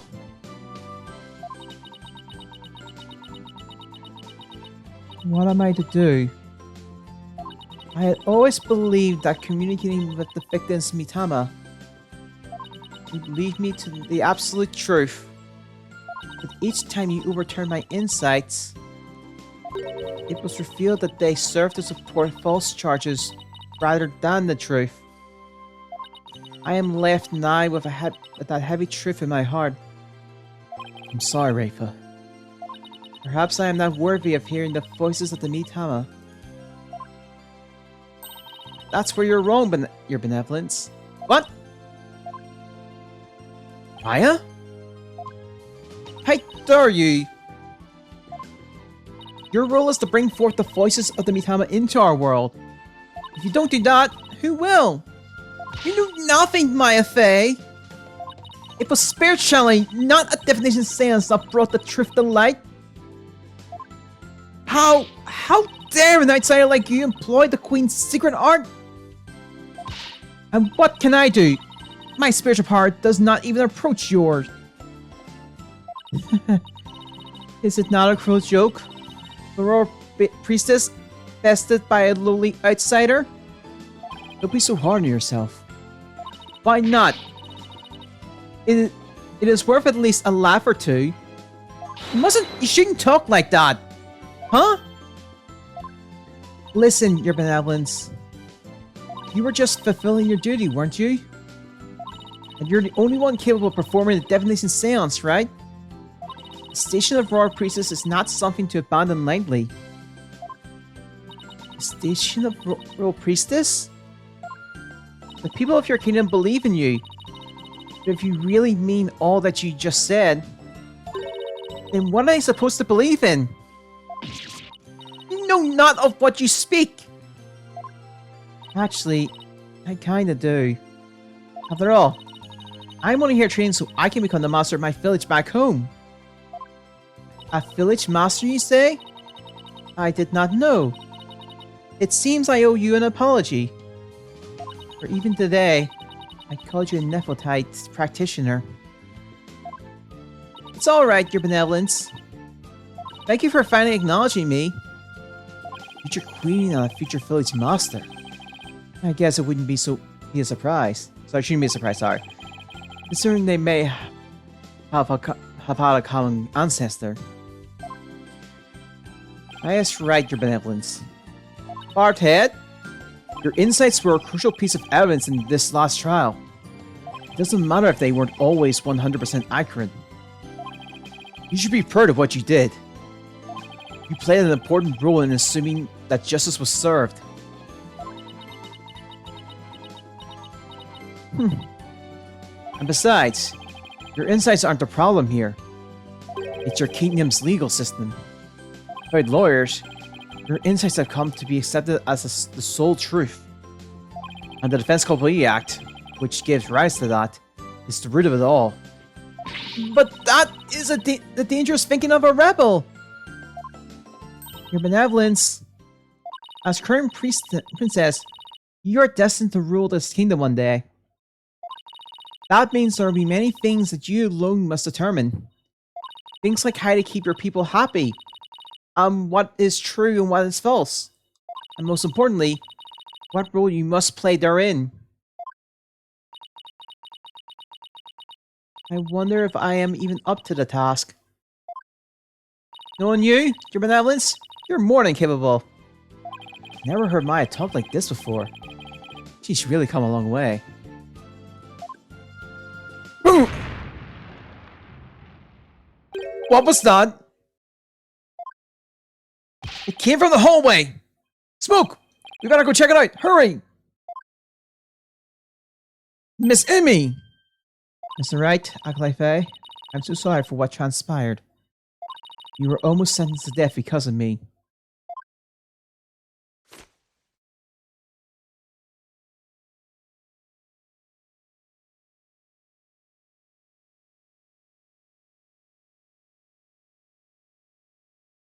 I will make amends by picking up where my husband left off. I will see the revolution through, so nothing like this can ever happen again. For that is the death of my love for my dearly departed husband. Lady Emmy, we gotta hurry! A voice. Is that Mr. Rebel? I must tell the people. They must learn that the peace we enjoy is a false one. One built on the backs of innocent is charged with false crimes under the odious DC Act. We have it in our power to forge a society in which the law judges all of us fairly. Hey there, PW! I wish I had more time to talk, but... The Rook, everything's ready. It's go time! The Rook?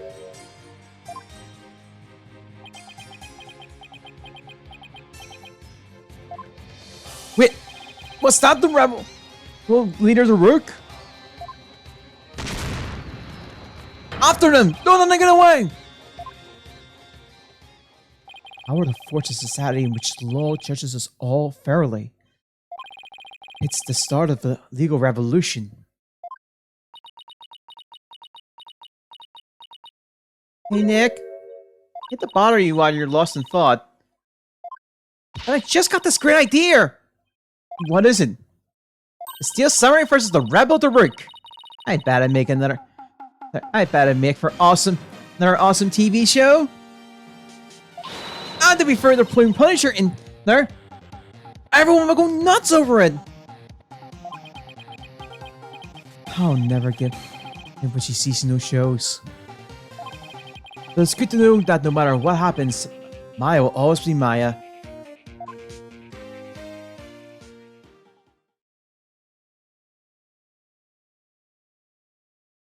Yep, so we actually do have a bit of time this time around, so we'll move into the 4th episode.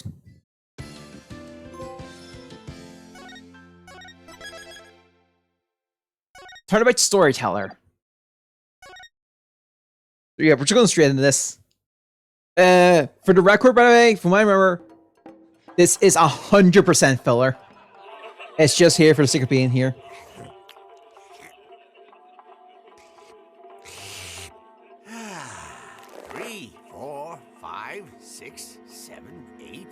What time is it? It's 9, 10, 11.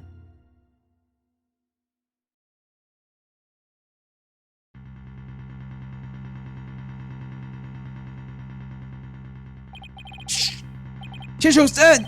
No, do you think? He didn't? Oh no, if he did, then what are we doing? Hey, put yourself together. Don't worry, I have an idea.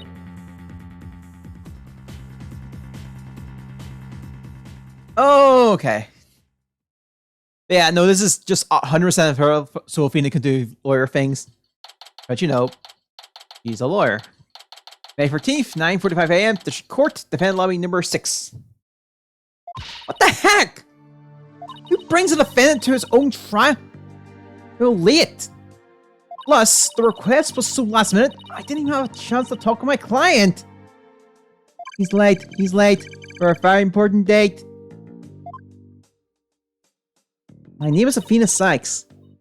Armed with analytical psychology and a full arsenal of legal know-how, I'm a full, competent defender of the Right Anything Agency.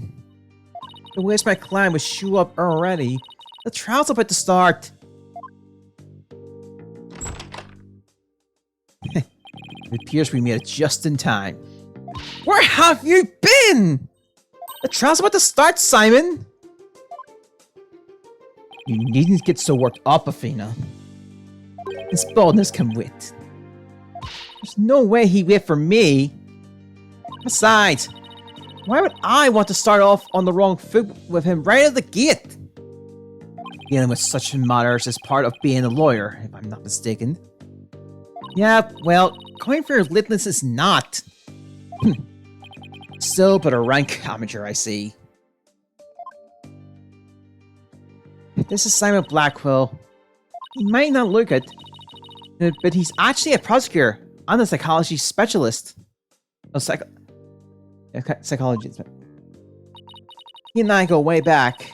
As for our shared specialization in psychology, we're both disciplines at the same person, so to speak. And he's kind of my senior, I guess. A twisted sense of humor or no, I wish he stopped treating me like a child all this time. So, where is right, Dono, and Justice Dono? Mr. Wright is abroad, and Apollo was helping Tracy with her magic show. Didn't I tell you? They're what? So neither of them are here? Leaving you to take this on alone? Yep. Ye gods. Alright, don't hold back. It's not too late. Oh, no. Not too late at all. He would only need to know how to teleport. Oh, yeah. Because the way translations work, I think the translators the scriptwriters know, the original developers know, must have had a field day with this one. It'll make sense once we get into the case. Very well. And I will settle for Justice Dodo. Go grab him by the horns and drag him here. I was literally in the middle of a show, Simon. You may not want to admit it, but I've got what it takes to take on this case. Just leave this to me and go watch from the gallery. As your defense, the reels in spectacular fashion. No, let's like win the heck out of this trial. I'll be okay, promise. Wipe that look on your face already, will you? Anyway, I think the guy behind you is... Yes, he's your... He's asleep again. Oi, Bucky! Wake up! Yeah. Oh, what'd you do that for, Simey?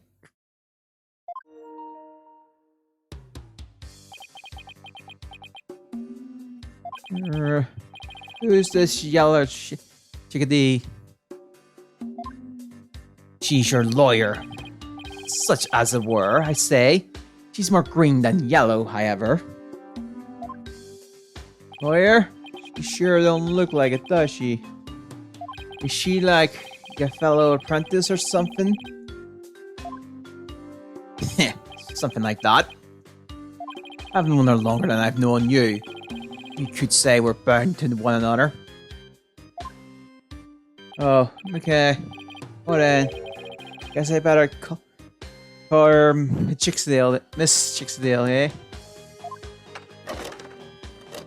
Simon? This guy's not only rude. He's 3 sheets of the wind of it at his own trial. I know we just met, but I'm about ready to give him a piece of my mind. Do as you will. Just save it for after the trial. Miss Chickadee? Don't call me that. How do you do? Sammy here's an old friend of mine. I'm the 4th generation head chef of Wet Soba. So, this is a nice little callback. What noodle number 4? Okay, wait. Nice to meet you. It's nice to meet you too, Mr. Witt. So we can't pull himself together when he wants to. If only the trial wasn't starting in a few minutes. Having been accused of a murder that only occurred yesterday, I'm afraid it's taken a toll on the poor boy. And you happened to be there at the theater where it all happened too, right?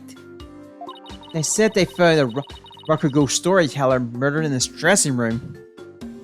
Indeed. Victim, master storyteller Tanfu Tornado.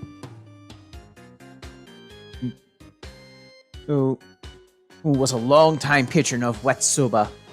I think I'm sure I got the name wrong. Tanfu Tornado. Master Tornado had been looking after Bucky ever since Wet Noodle number 3 passed away. See, the victim was kind of like a father to the defendant, huh? She be like a father. No way. He's always dissing Masoba. I dare you speak ill of him? Running your mouth like that is why they suspect you of his murder in the first place. Now pull yourself together. Number 3 must be rolling in his grave. But Slimy, The police, none of them believes me. Won't listen to me. Oh, looks like he's still in shock after the whole deal. Don't worry, Mr. Wet. We're gonna be alright. Everything's gonna be alright. I'm gonna defend you with everything I've got. You're in good hands now. You mean, you believe me, Mom? Of course. No matter what, I believe in you to the very end. You whiz, Mr. Chickadee. Oh, come on. I need you to ship up. Just like those any noodles of yours. Yes, Mom. My soba is the freshest.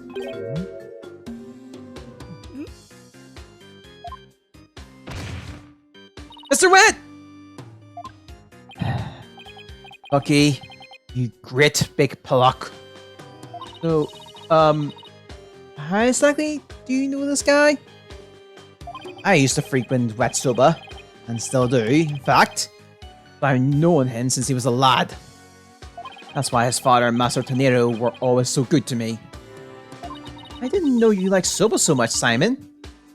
I wouldn't expect one such as you, who eats meat slaps between slabs of bread. You understand the delicate taste and the sublime texture imparted by buckwheat flour. Hey, that's just rude, but I disagree.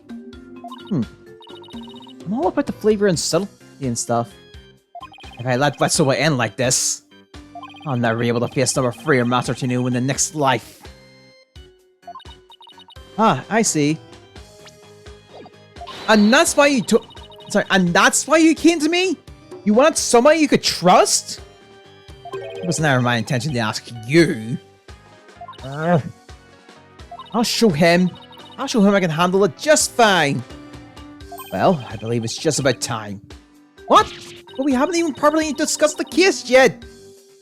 What's the matter? You look nervous, Athena. Don't tell me you've chicken D'ing out. I'm just trailing with the excitement of battle. That's all. Askis! Let's do this. I'm pretty sure I got the German wrong. Come on, Mr. Wheat. Get up off the floor. We've got a kiss to win. Yes, Miss Chickadee. I'm gonna do my best. Wet soba, wet soba, wet soba, wet soba, wet soba. Yellow. 2 bowls of noodles? Sorry, sir. No candy. Kinda busy at the courthouse. Huh? They hung up. Okay, let's do this. He's not going to do himself or his kiss any favors like this, Simon. Maybe we should let him go get some rest somewhere. Let me rest. Maybe I were a lump of regular flour dough for the noodles. But I'm fresh like my soba. And you don't like soba dough fresh. It's all about the free freshes. Grind that buckwheat seeds fresh, cut the dough fresh.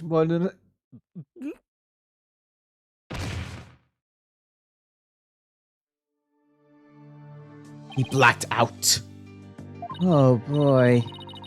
I just knew something like this was gonna would happen. Sorry. Simon, what other free freshes of soba he was talking about? First, buckwheat seeds or groats are ground to make the buckwheat flour. Then dough made with this flour is cut with a large rectangular knife into noodles. And finally, the buckwheat noodles are boiled. Each step is done immediately, one after the other, so that the soba is fresh when eaten. Oh, so that's what he meant. I wouldn't want him to make any soba right now, though, that's for sure. Hina, there's no time for idle chatter. You need to get into the courtroom now. Just remember, as a prosecutor, I will be unable to lend you a hand. So don't expect any help from my quarter. There you go.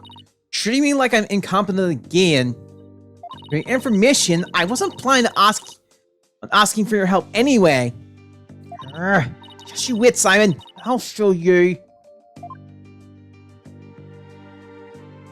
Mr. Ryan and Apollo may not be here, but that's alright. I can do this on my own.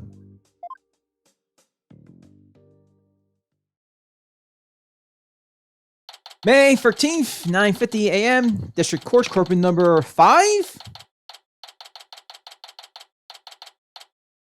Damn! One off again! Anyway, day 1, course 9 session. All rise!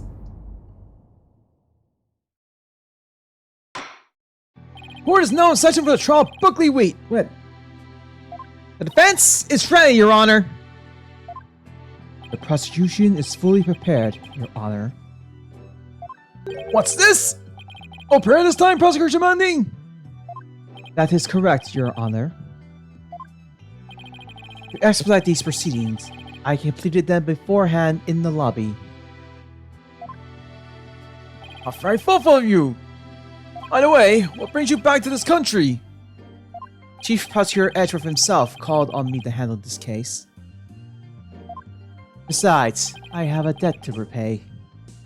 And though my opponent is yet a callow thing, I have no quarrel with sending her down to hell. Objection! If you have a score to settle, it's for Apollo, not me! But more importantly, I am not a callow thing! I'm a qualified and capable attorney! Then what is that yellow attire, if not proof of your immaturity, you small spring chick? Now cease your shrill chirping. Oh no, Prosecutor Jamandi!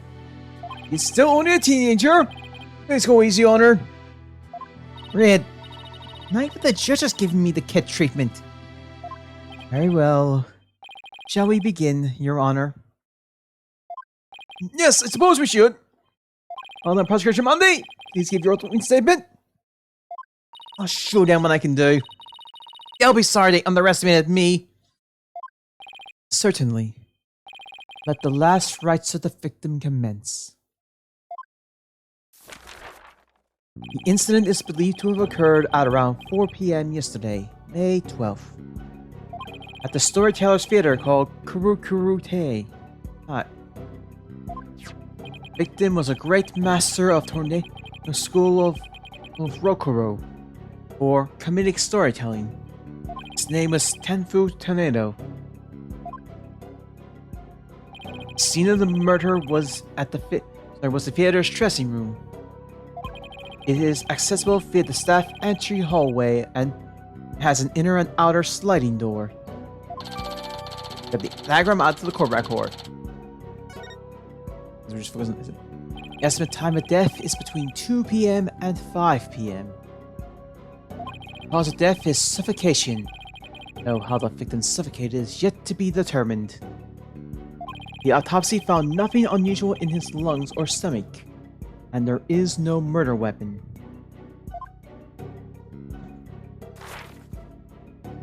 I will now submit the incident report to the court. I'm seeing report out of the court record. And it's autopsy report too.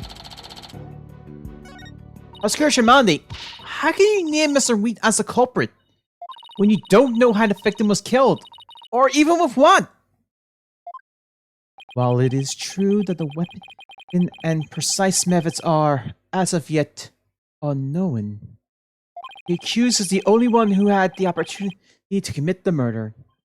I will explain this assertion in further detail as we continue. Ugh, I guess this means he has some kind of evidence to present.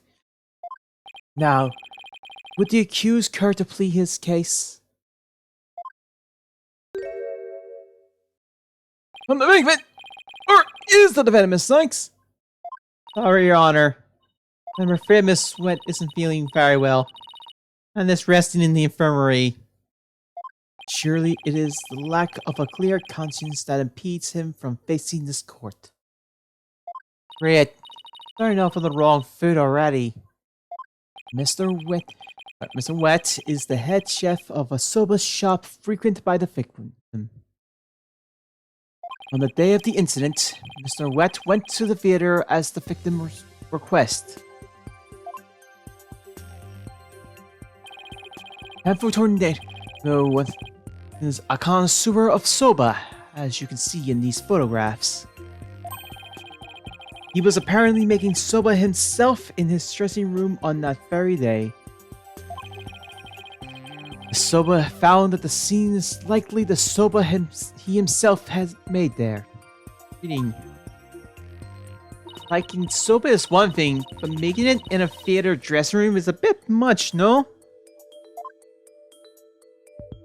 Mr. Tornado truly has a passion for soba, didn't he?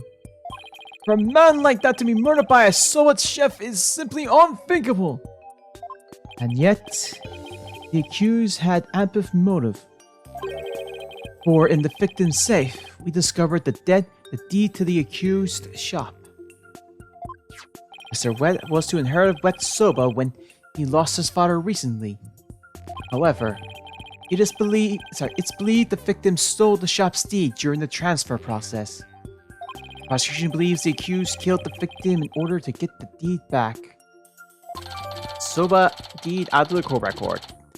Found in the victim's possession, it's the deed to the soba for the soba shop. The deed holder is Bucky Wet. A murder over the deed to a shop? That does sound like a plausible motive. That's what this case is about. I wish Simon had filled me in a little better. Could have contributed more than 1,000 buckets of cold sweat if he had. Offense for your demeanor. I gather you know very little about the details of this case. Well, you see, you are dishonoring the soul of the victim by appearing in the courthouse unprepared. You are an embarrassment to your profession. You putrid egg yolk. I'm sorry. Oppose the red pepper, and I'm an egg yolk? Wouldn't you start them already been demoted to from spring chick?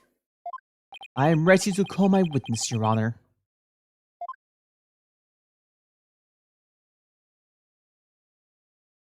Let us listen to the words of one who was present when the crime was discovered.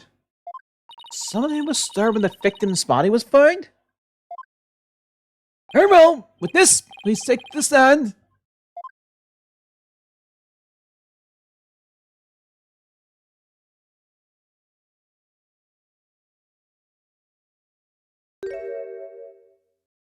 Witness, please state your name and occupation. Simon Blackwell, prosecutor. Prosecutor Blackwell? You didn't tell me you were going to take the stand? There simply wasn't time.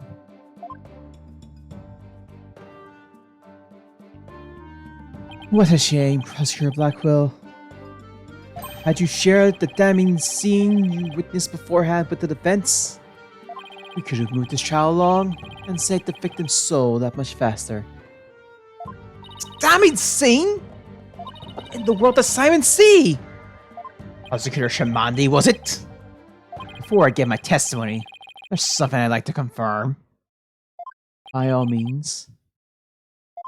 This case involves Rokaku, a fire traditional form of Japanese comedic storytelling. You have enough knowledge of this art to form and to handle the case competently. Are you implying that I am not qualified for this case? Not yet. I am simply trying to ascertain your familiarity with the topic. For now. It is a prosecutor's duty to learn the background of any case he takes on. I did some research on Rakugo last night, and have grasped the overall ideal of it. How much could you possibly grasp by it in a single night?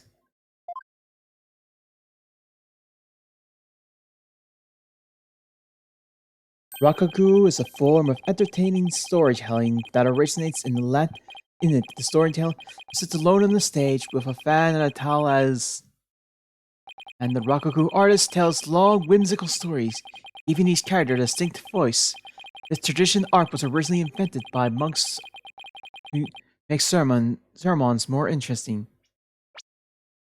We're seeing in Lunch Plaza.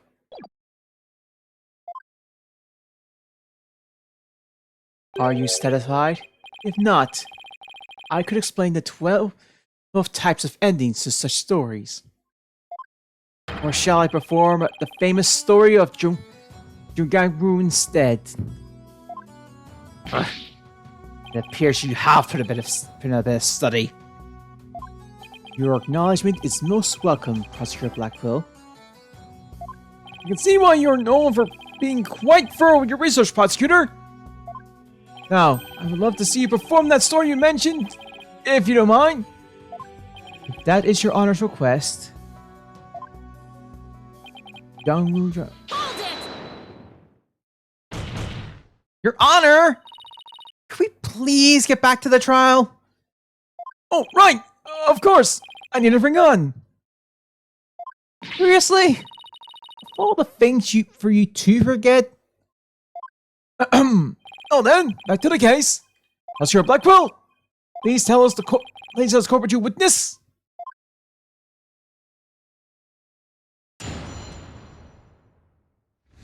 Simon Saul. I went to the theater yesterday and arrived at approximately 4 p.m. I went straight to Master Tornado's dressing room to say hello. Buckley went into the dressing room door after, only to come storming out a little while later. Master Tornado's junior disciple, Ueno, who apparently then entered the room soon after. And that's when Ueno discovered Master Tornado's body. Night, wait just a minute there, Prosecutor Blackwell. What? With someone like that? You're practically accusing Mr. Webb of the crime. All I could do is state what I saw. I can't help how it appears. But a qualified and capable attorney such as you should be able to dispatch with it, right? Well, yeah, duh. Alright, I guess I better start by getting all the info out of him that I can.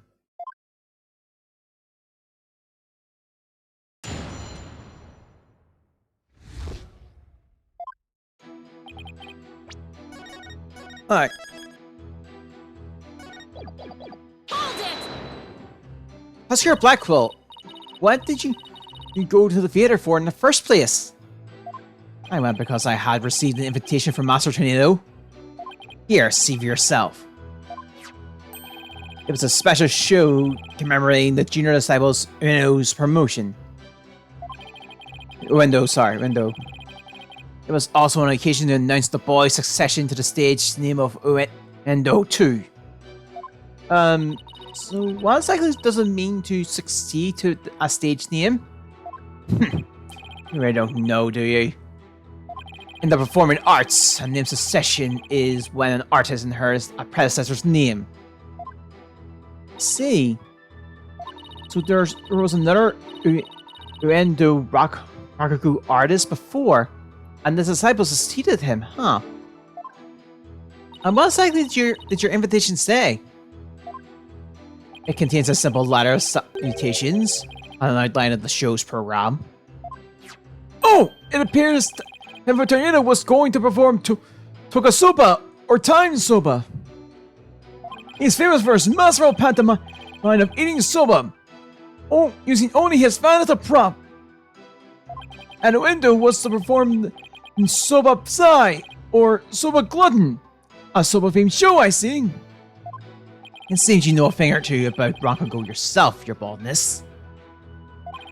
The first to perform was the senior disciple, Geru, followed by Uendo. And lastly, Master Tornado. You got the invitation. I see. So that's why you happened to be at the... That's why you happened to be at the Storyteller's Theater yesterday. So, what happened after you arrived?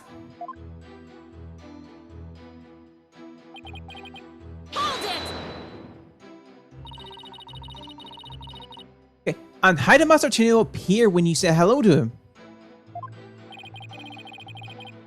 I went with the intent of greeting him, but ultimately, we didn't actually meet. You didn't see him? Why not?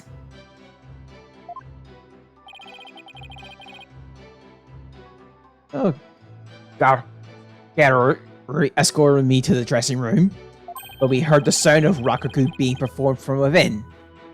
Thinking the master was rehearsing, we decided to wait in the hall until he was done. You heard Rakugo being performed in the dressing room? Yes, not just me, but Garu as well. In other words, you can confirm that the victim was still alive at around 4 p.m. Correct. I couldn't hear him clearly through the door, but I'm sure it was Master Tenedo. I could tell because it was time, so the time so a routine was being performed in there. So that means the victim was killed sometime after that?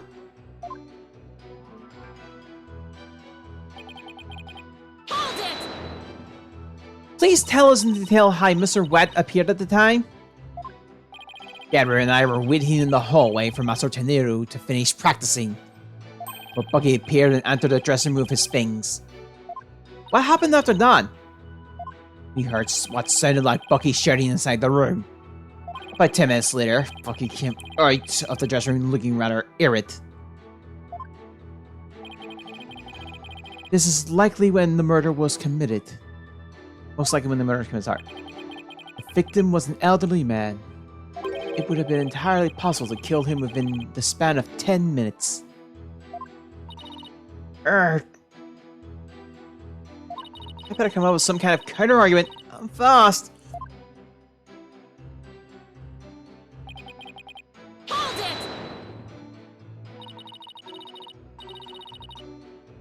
Okay. What do you mean by apparently? Didn't you see him go in? No, I couldn't. I wasn't able to see the dressing room door from where I was standing at the time. Gara was right in front of it, so I'm sure she saw it all. I see. Why do you suppose Uendo went to the dressing room anyway? Okay. He had just finished his routine, so he was making a courtesy call. A disciple is to pay their master respect right before and after each performance.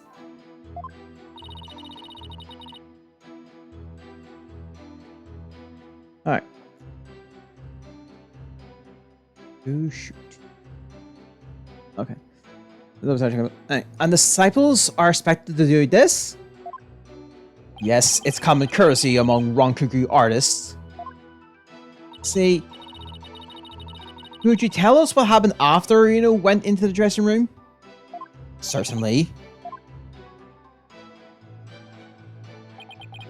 Hold it! And how did Uendo act at the time? After Uendo had been in the dressing room for 2 or 3 minutes, we heard a scream from inside the room, and Uendo came flying out. I'm pretty sure I'm getting the wrong somewhere. Did you hear any signs of a struggle at that time? No, just Uendo's woeful scream. I see. Well done, Prosecutor Blackwell. Your testimony has given us quite a glimpse into the sequence of events. Thank you, Prosecutor Blackwell. And now, please allow me to summarize your testimony.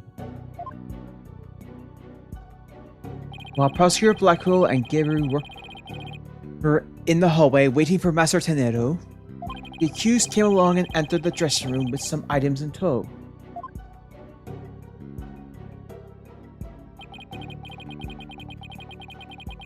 He was heard shouting for a time inside the dressing room.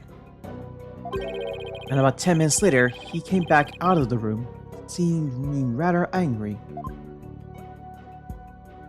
A short time after the accused had come and gone, Uendo Tornado went into the room. A few minutes later, after having discovered the victim's body, Uendo gave a scream and came running out of the hallway from within. Prosecutor Blacko and Geru then ran into the room and saw the body for themselves. From the circumstances, it is quite clear that the accused murdered the victim. This is crucial testimony indeed! I am Stephen of the court records, and I was account of the times of the incident. Defense? An eyewitness has given conclusive testimony. Why not let it go? Let it all go now, and allow the victim his last rites. Not on your life! If Wendo went into the dressing room too, and was the first to discover the body, then who's to say he didn't commit the crime? Wendo was in the dressing room for a mere 2, perhaps 3 minutes. He could not have possibly committed murder in that time, nor without making any noise. Oof! I mean, why'd you have to give that awful testimony? Prosecutor Blackwell, can't you give me something a little better to work with here? Isn't it up to you to ask the right question? I am certainly willing to tell you all that I know. So, if you truly are as capable as you claim, then draw out what you need yourself. This is no time for your twisted games, Prosecutor Blackwell. Just to make you don't remember it all went that well.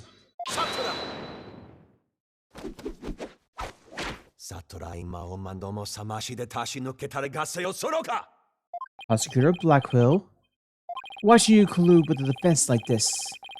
I see that you are no prosecutor. Begone, witness! You shall haunt this sacred hall no more. I dare you treat me like some evil spirit to be exorcised. I'll remember this, you blackguard.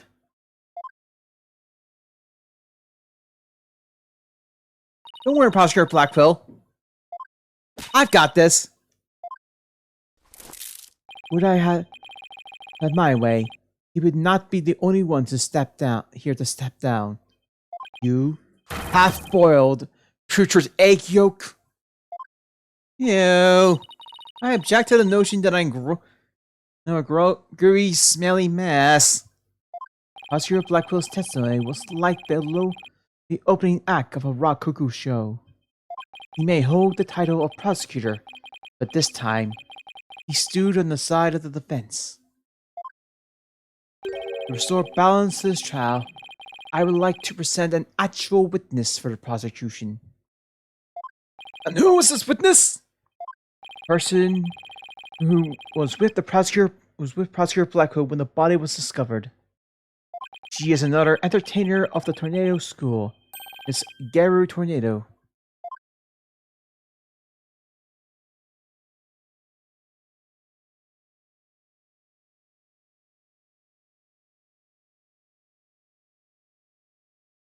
Please state your name and occupation, please, witness. Hello, everyone. I'm here to represent Tornado School of Twisty Twist Twist with a Twisty Twist Twist. And boom! Boom! There you have it! A stunning balloon hat! It's me, the balloon artist you all know and love, Geru Tornado!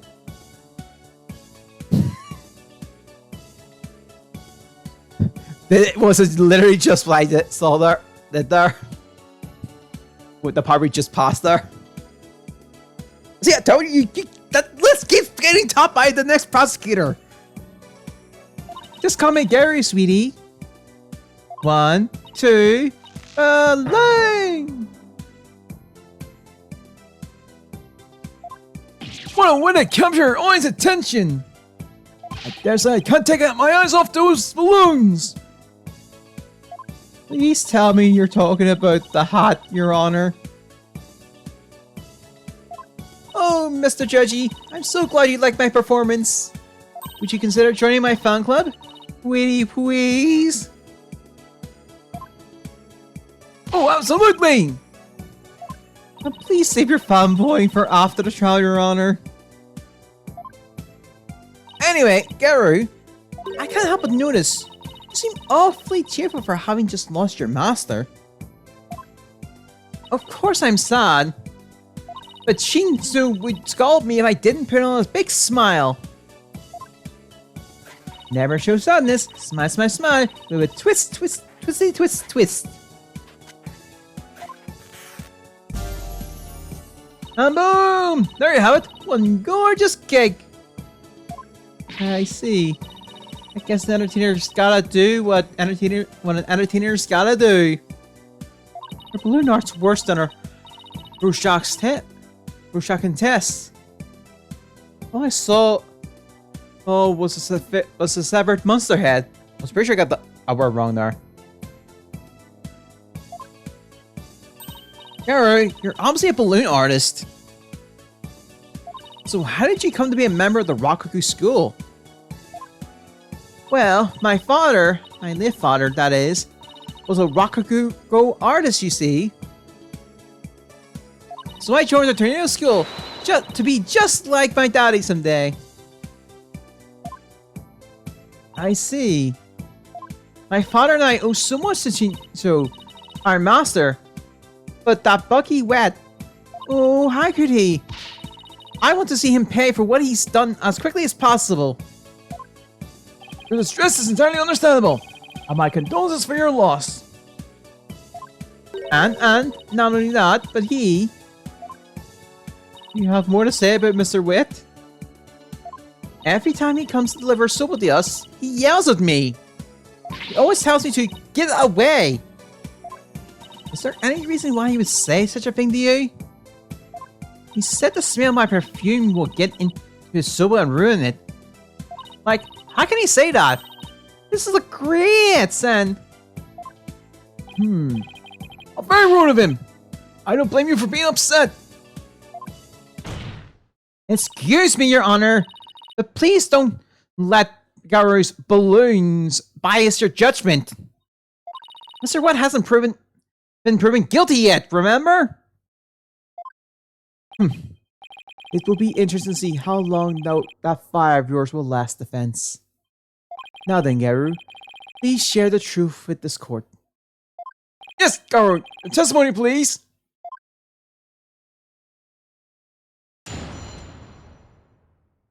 Before the murder was discovered. From 4 p.m. to a little after 4:20, when Shinsu's body was found, Simon and I were standing in the hallway in front of the dressing room.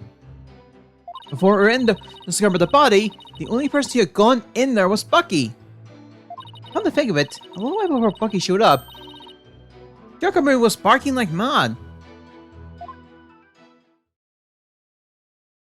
Prosecutor Blackwell, do you have any objections to this witness's testimony? No. Make up your bloody mind, sobbed Monk Shamandi.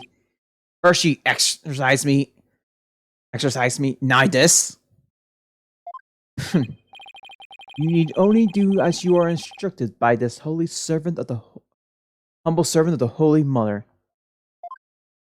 As there are no objections, Your Honor, let us move to the salvation of the victim's soul. Then he is pretty much from pushing the buttons. And there's one thing occasionally you should know. Never piss off the Blackwell. Hold it! Hey, I'm a defense attorney here, Prosecutor Shamandi. And I just might have an objection or two once I actually cross-examine the witness. So who are you asking Prosecutor Blackwell for? Or I'm the one who you should be checking with? There is a passage in the sacred scripture of Koreanism.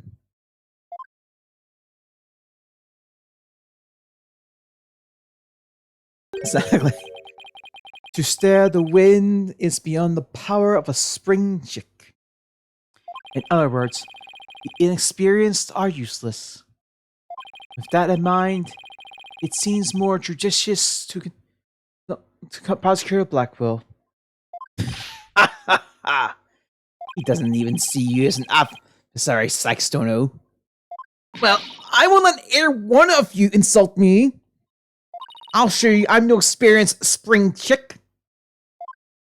Your Honor, I'm ready to cross-examine the witness. I hope you can make Prosecutor Shamandi see you as a worthy adversary, Miss Sykes. I'll allow your cross-examination, so you better strike while the iron's hot. It's not.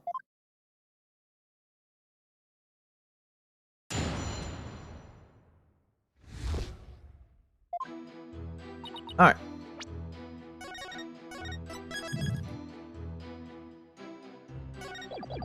Hold it!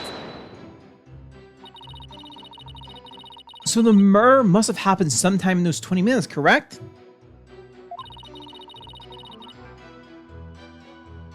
Oh. But 20 minutes isn't a lot of time, is it? I don't know. I mean, what do you want me to say? That's what happened, you know? Isn't that right, Simon? Yes, Gary and I can both confirm that Master Tornado still lives at around 4 p.m. Oh yeah, you can, can't you? Whee! Hold it!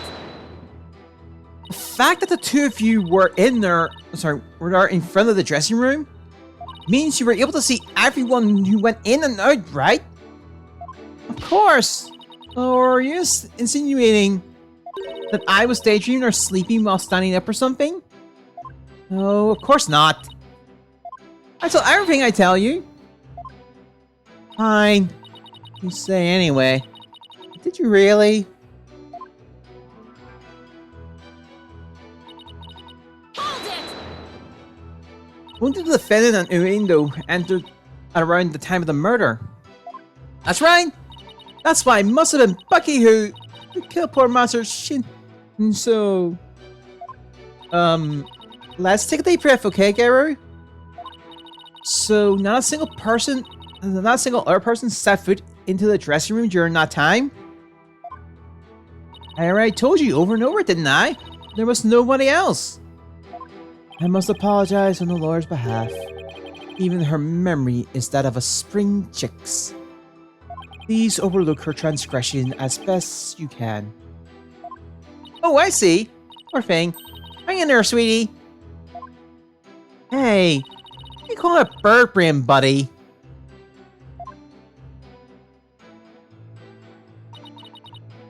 Hold it!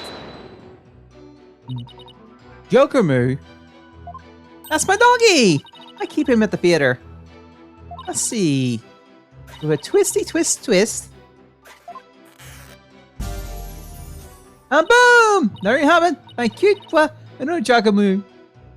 He's kind of creepy looking.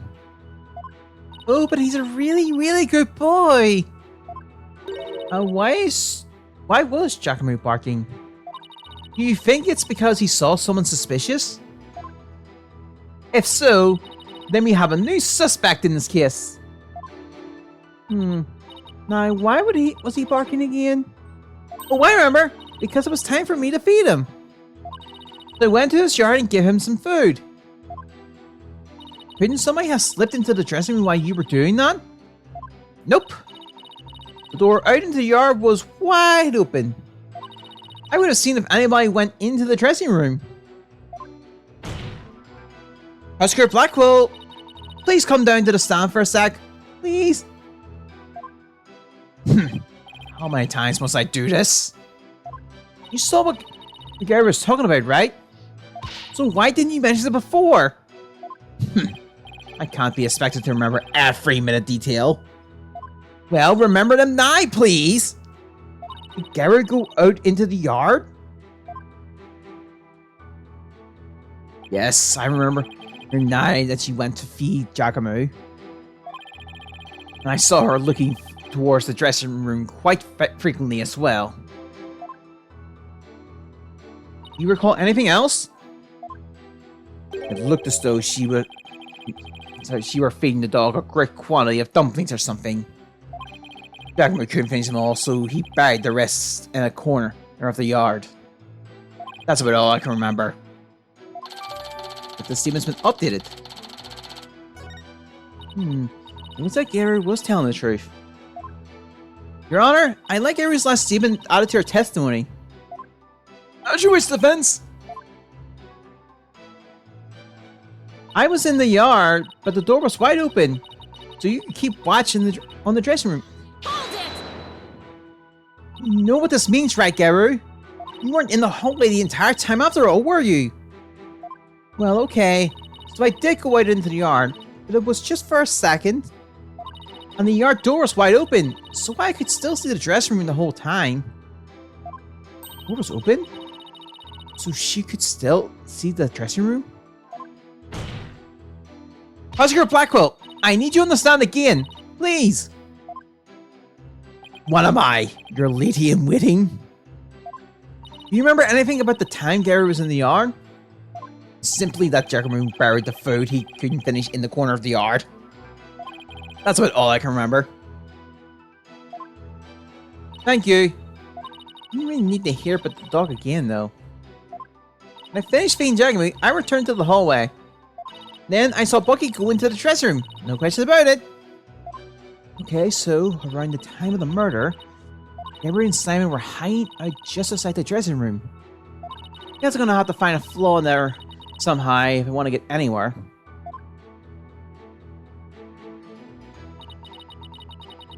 Alright.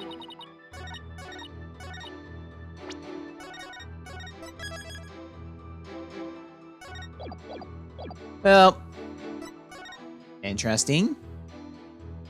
Objection! So you were able to keep an eye on the dressing room while you were out in the yard? Is that correct? That's right. The door out into the yard was wide open. Sorry, but that makes zero sense. Take a look at this diagram of the backstage area. There is a clear contradiction between this diagram and the witness's testimony. Oh! I'm afraid I don't understand, Miss Sykes. Please point out what a contradiction in the witness's testimony?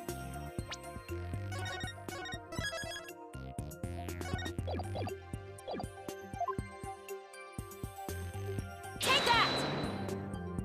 Okay. This. Gowrie was in the yard near the doghouse where Prosecutor Blackwell even saw her there. And while she was out there, the door to the yard had been left open. Oh, I see. Yes, if the door to the yard was wide open, as Gary said, it would have blocked her viewing, making it impossible for her to see the dressing room. What? No way!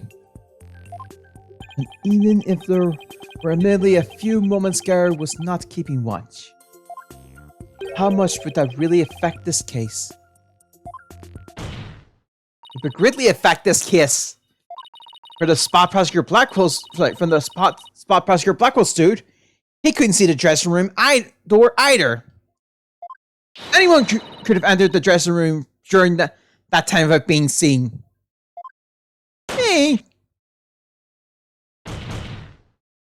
Gary, why did you try to hide the fact that you weren't watching the dressing room? What? Objection. Hide the fact? You speak as though you think she had something to do with the murder. Rather than deliberately deception. It was more likely a simple oversight, right, witness? Well, I was so shocked by what happened, I was just confused, that's all. Even though she was trying to keep up a brave front as an entertainer. The truth is that she is being torn apart by grief. For her mind to be in turmoil is hardly unexpected. Yes, it must be very difficult indeed. To a disciple, one's master is akin to a real parent. Surely, her shock is immense. And the way this lawyer tried to pin the blame on this poor soul at the first opportunity. All I can say is, defense attorneys are heartless creatures indeed. But that wasn't what I was trying to do! It is beyond your comprehension, defense. Your unskilled argument is scaring this witness even further.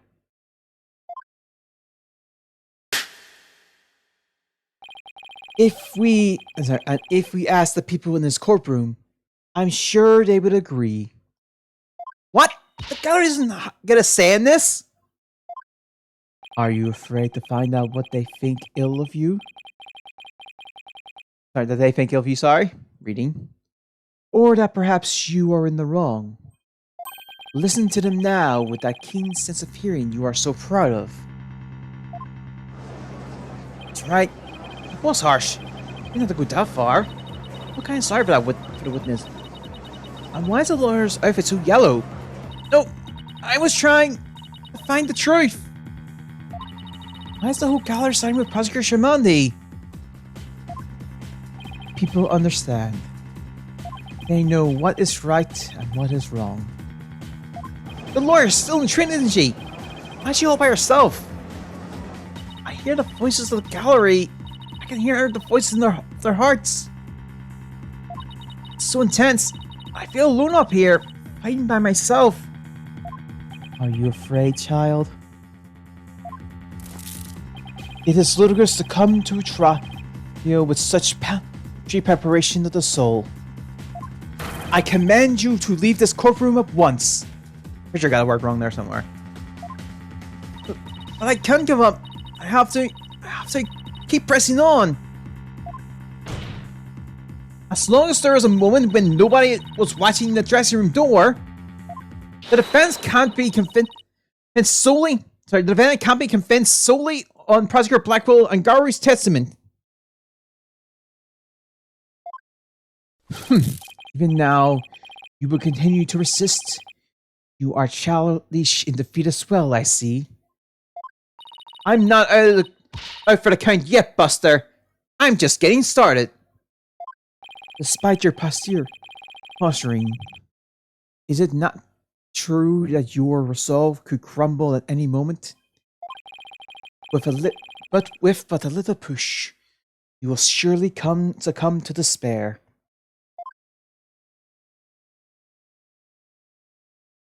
A little push, such as with this piece of conclusive evidence.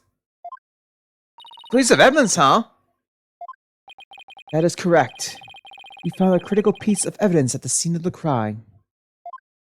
Wittgenstein's message, which clearly implicates the accused, Bucky Wet.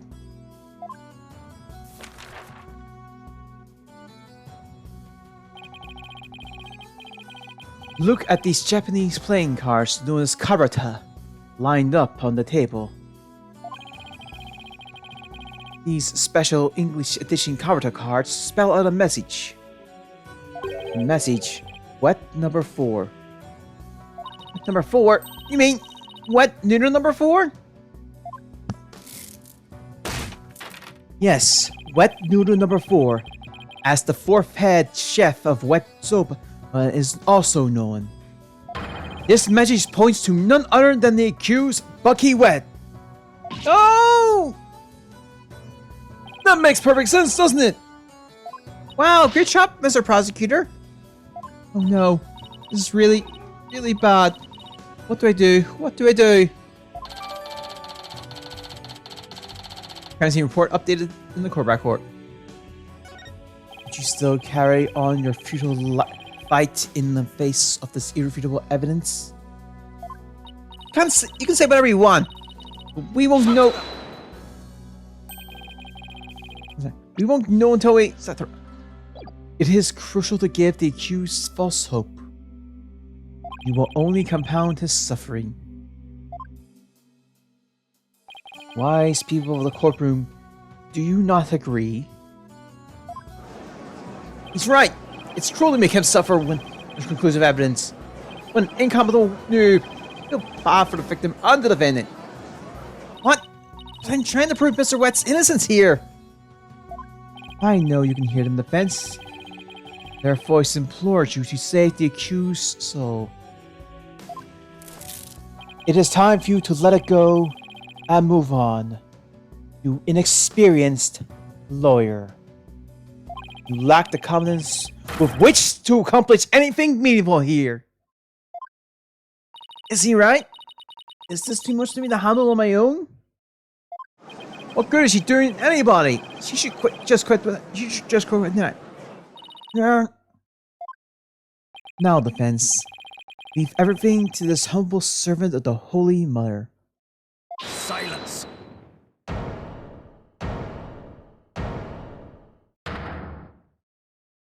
He's trying to use your keen sense of hearing against you to manipulate the trial, Athena.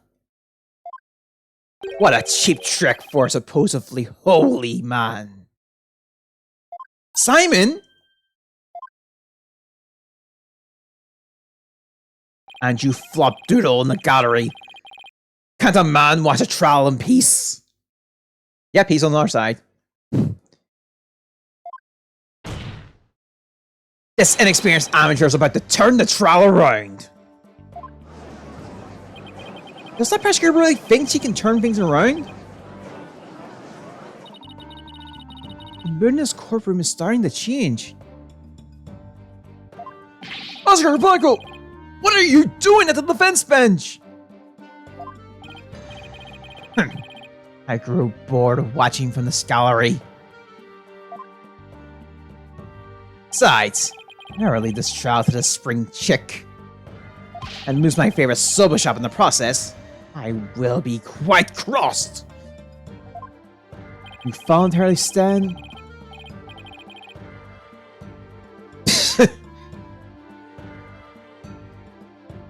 He is surprisingly going further up on that list than I thought. You voluntarily stand on the side of impurity and sin. Truly, what a fool you are.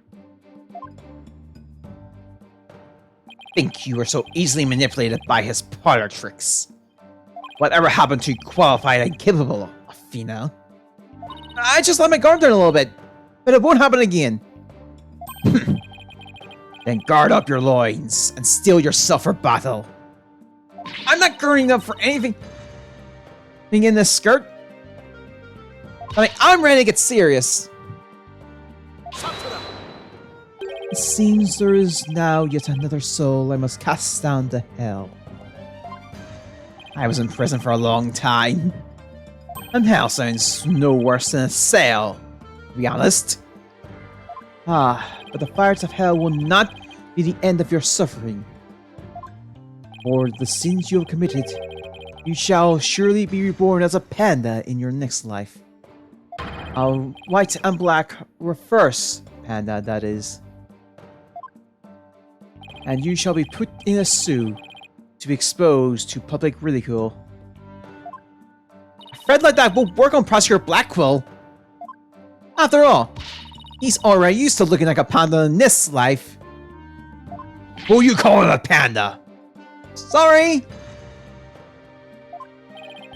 I see you are both prepared to face the fires of damnation. Haru, thank you for your service. You may step down now. Okie dokie! Bye bye, Balloon!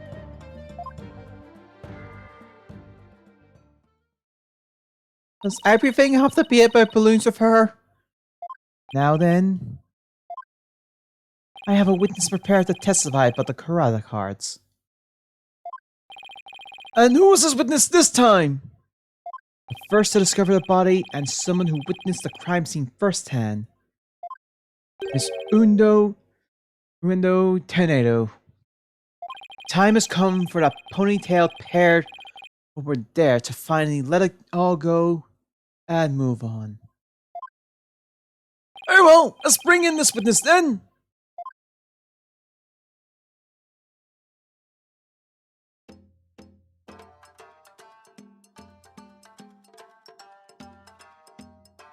Miss, please state your name and occupation. I am Rokoku storyteller Uendo Tornado. Even if my performance isn't worth watching, I will certainly watch my words. I wouldn't even want to say anything faultless and get arrested. Oh, heavy, a Raku no. Thank you, everybody. Good night.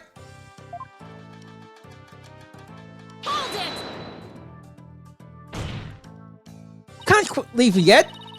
You only just introduced yourself. Oh my. Are you a fan of mine, miss? Would you like my autograph? One moment.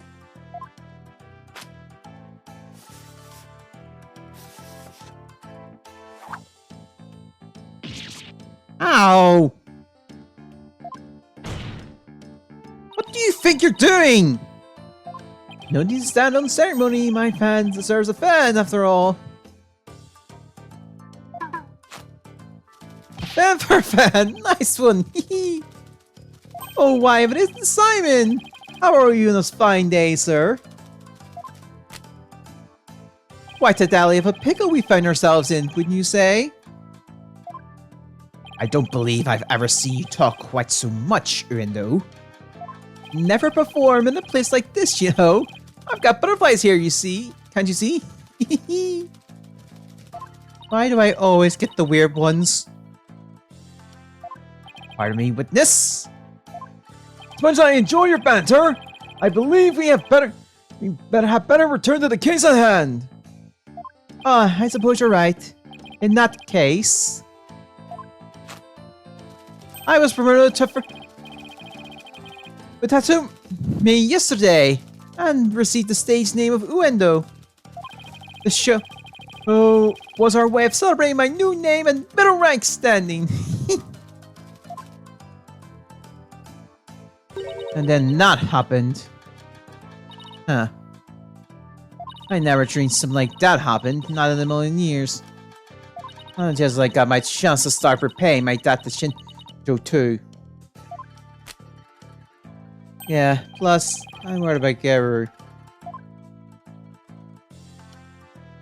The way she clung to Shinto, poor thing.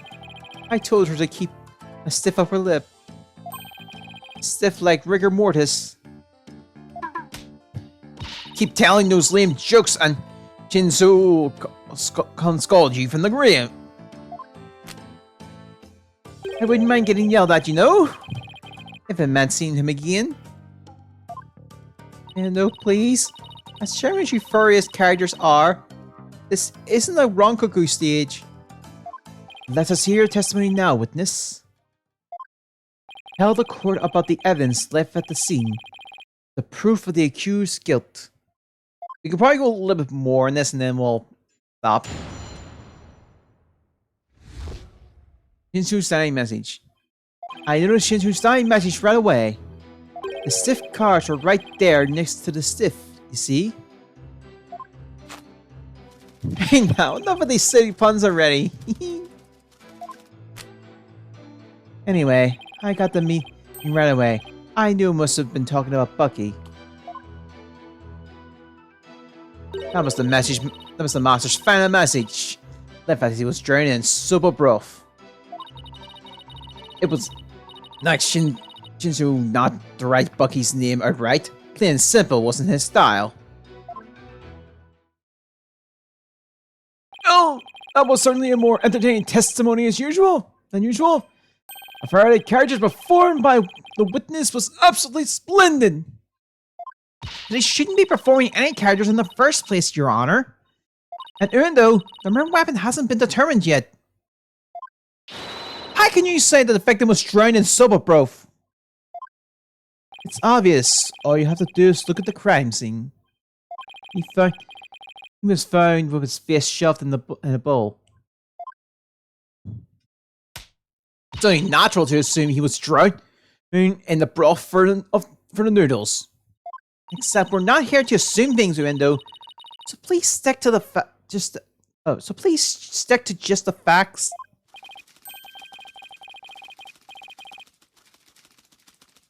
Okay, my. It's so like a sober chef to kill someone that way, wouldn't you say? And with the cowardly message he left behind, it's clearly Bucky Wet that did it, didn't. And aside the issue of the murder weapon for now, the dying message certainly does seem to be irrefutable evidence. Indeed. It proves absolute guilt of the accused.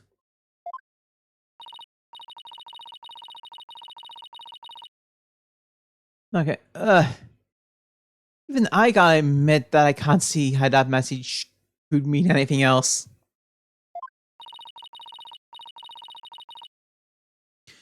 Okay. Pucky used the soba for the deed. All to get back the soba shop deed.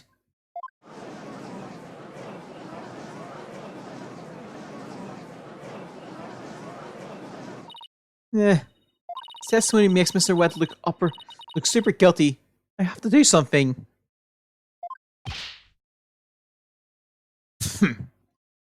That's his conclusive evidence. What a farce. What do you mean, Simon? What's this? I thought you said you weren't planning on asking me for help. I did, and I won't. Thank you very much. Sam must have found an inconsistency in the testimony. I better listen carefully and try to see what he found. We'll probably do the pick out the inconsistency of this at least, and then once we get to the next test, have the setup for the next test, and we'll stop. Alright. So this is gonna be one of the fewer ones where we're actually gonna just take a break mid-kiss and Hold it! okay. Wait, no. When you saw the cards on the table, what made you think they were Master Tenenu's dying message?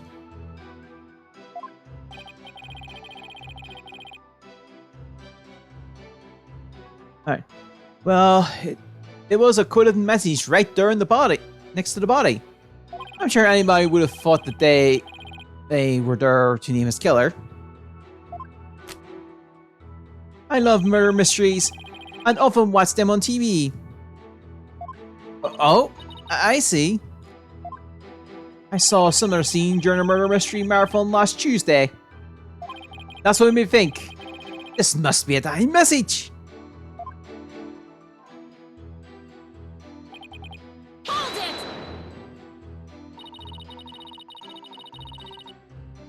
Oh, the cards in the table on your master's body were slummed over, right? You must have been surprisingly calm to notice them at the time. As I said, the stiff cards were right there next to the stiff. So they were hard to miss. But wouldn't it have been more natural to notice the victim rather than the cards? The message just caught my eye because the stiff cards were right next to the stiff. Right there next to the stiff.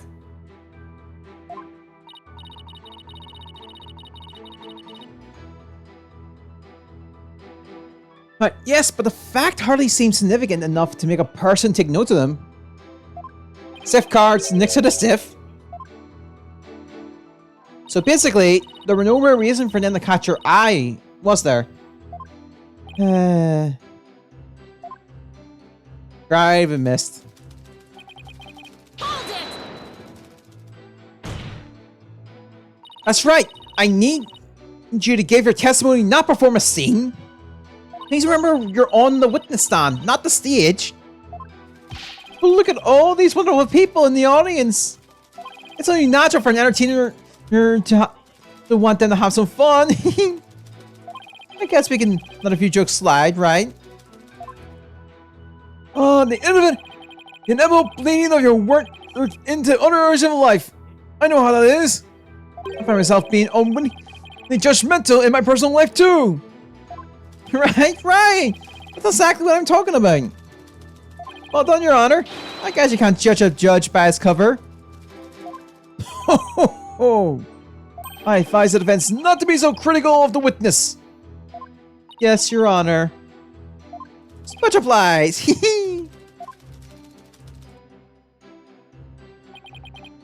Hold it! The cards do spell out what number 4. Which could be interpreted as what noodle number 4, I guess. Interpreted as what number 4. I suppose you took this to mean Buggy Wet.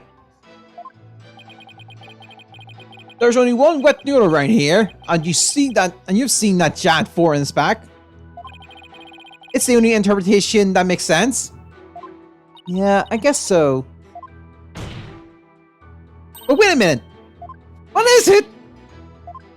What if there's another wet noodle in the area?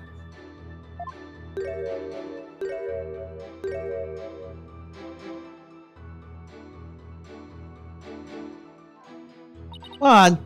Did I say something strange? Okay, it's the sole heir to the shop. So enough of this ludicrous straw grasping. Hey, how was I supposed to know? Just listen to the testimony again and find the glaring inconsistencies.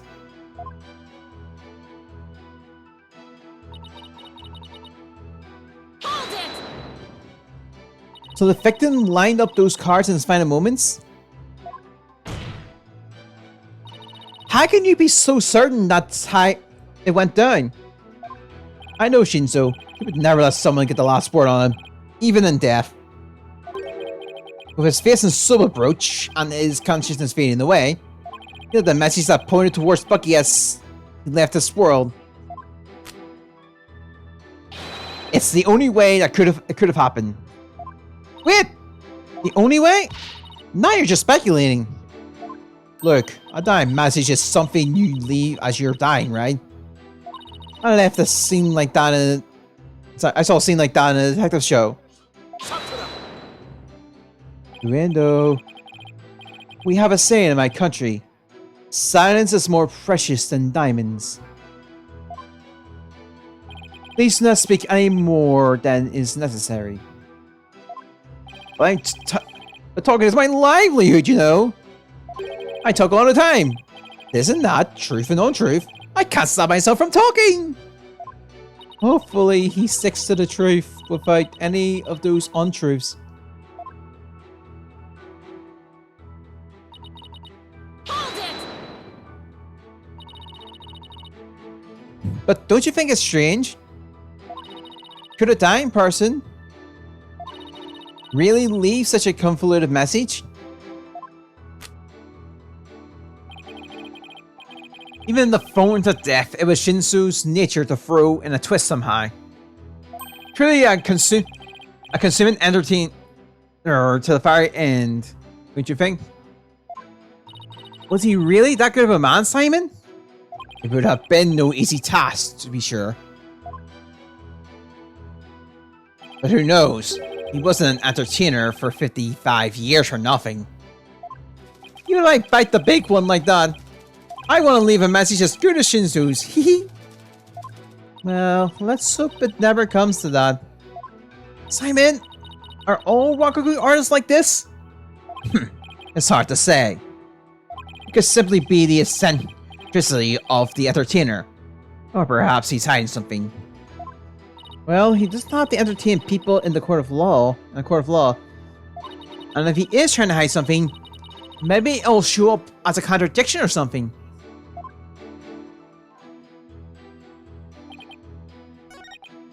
Alright. I feel like this is the one.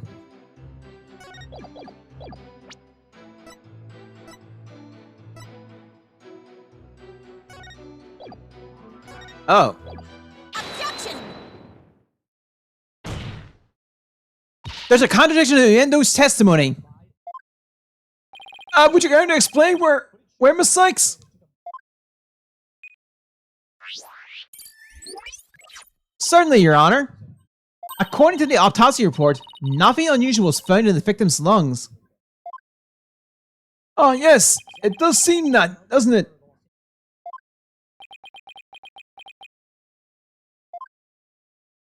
If he had drowned in the bowl of soba, then there shouldn't have been soba brooch. Then there should have been soba brooch in his lungs. But since there wasn't any, it means the victim was suffocated with something other than a soba brooch. What? This is a contradiction you noticed, isn't it, Simon? Not bad. Not bad at all. I guess I showed you. But if drowning in the soba brooch wasn't the cause of death, then when did the victim's face thrust into that bowl? Never know his face was thrust into the bowl after. Because no soba brooch was discovered in the victim's lungs, his head must have been placed into the bowl after he was killed. And that's when the soba brooch must have been spilled onto the character cards. In other words, the victim could not have lined the cards up as he was drowning. I see. So it was on after he was already dead. But why would the culprit do such a thing? I'm afraid I don't know yet. Objection.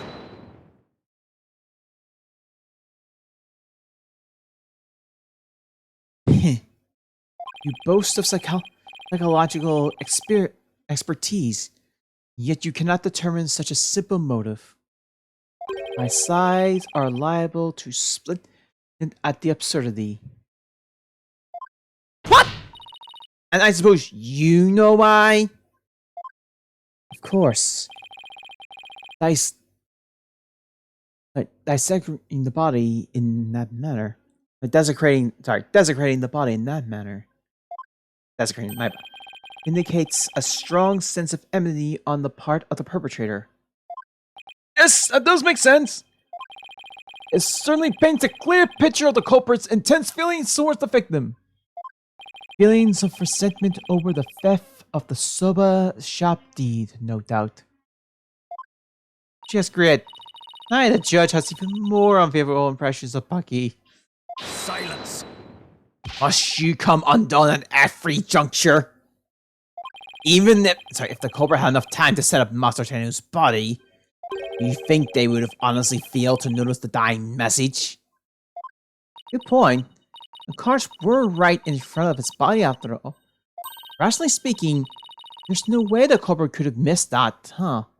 Objection. But was the accused rational at the time, given the way he stormed out of that room? Silence. Never mind that. I have something more important to ask Urendo. Me? You saw the cards firsthand, did you not? Would you care to tell us about them in a bit more detail? Those tiny crime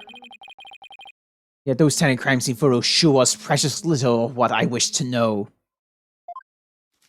Well, those cards are from Shinto's special Soba Scenes of Tokyo's Past set. Each card is related in some way to Soba. Spare me the history lesson. Just tell me how the cards look at the scene. No more. Well, there was Soba brooch spelled all over them. That's not much help, I'm afraid. Oscar Chimandi, do you have a photo that shows the cards more clearly? I do. Please accept this meager offering, Your Honor.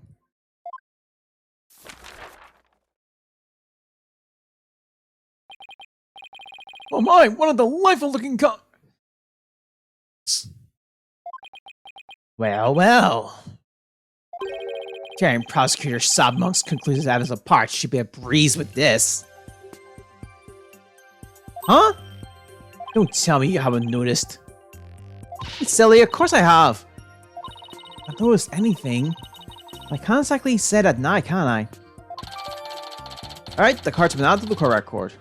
I already see the glaring contradiction here. Sykes, do you really see a problem with the prosecution's claim about these cards? Well, go on then. Alright, it's do or die. All I have to do is study the picture and... These cards are...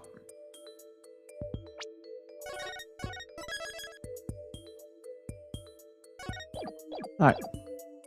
Rearranged. These cards were rearranged. But how can you tell? Please take a good look at these cards, Your Honor. The answer's right in front of us. Which exactly...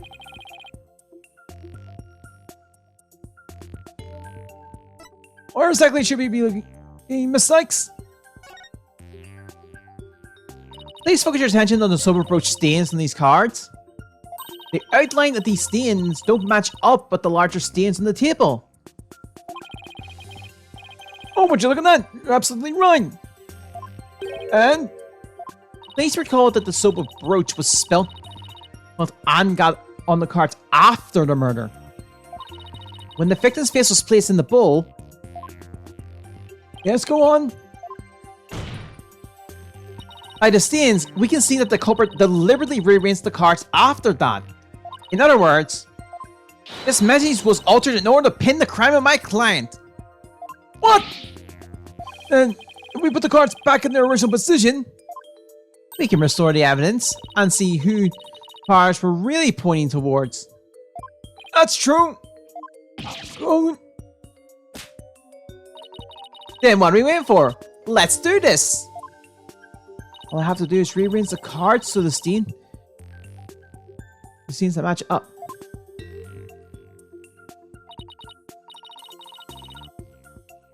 We'll see. We'll do this first and then we'll... Like I said, we'll get the next testimony and then we'll... Alright, let's see what is this W card?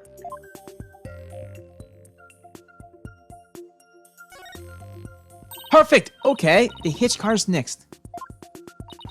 Let's see, where was this H card originally? Yes! 90 E card!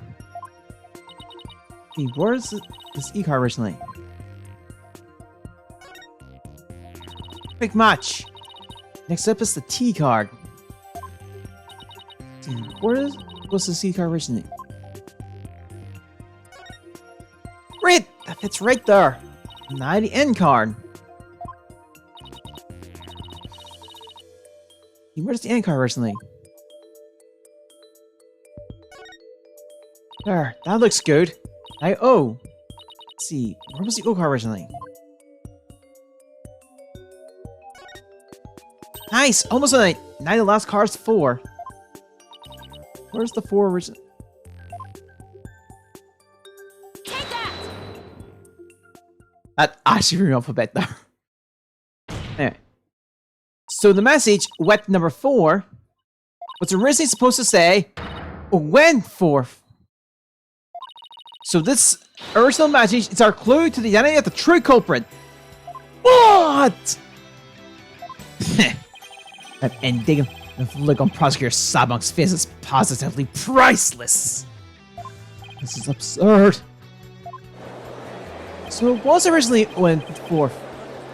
Was it wet number 4? The lawyer is smarter than we thought. Order! Order in the court! Well, I never would have imagined that there was more to these cards than meets the eye. Well, it's been rearranged back to its original. No, that's held. What does this 0 and 4th mean? Wait, am I? Who else do you suppose is to provide an explanation? Of course it's you! But I haven't thought that far yet. Change the cards around all you like. But if you cannot explain what the message means, then it is as worthless as you are, defense. No!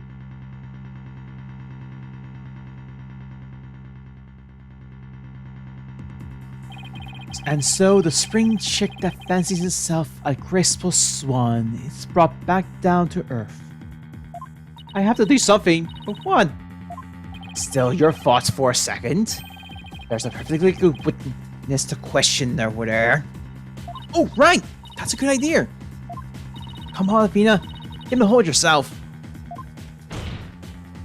Window, does the fist 0 and 4th mean anything to you? No. There's no one named Owen in the Tornado family, or our circle of friends. Go ahead, ask anybody you like. Can't be serious.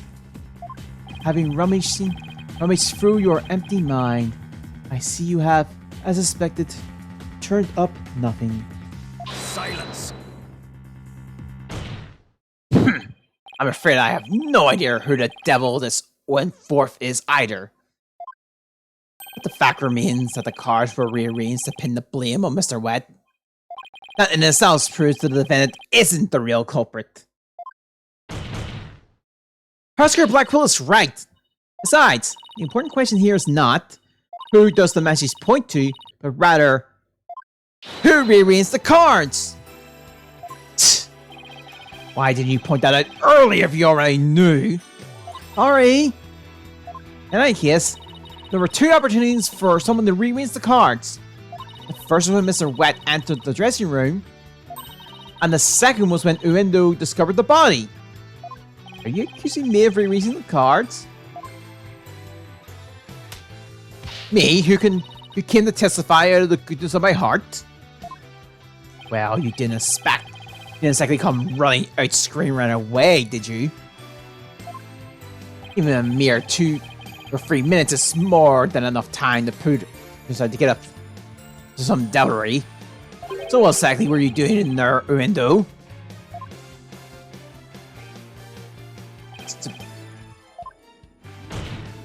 Put down the tea and spit out your answer. Beep!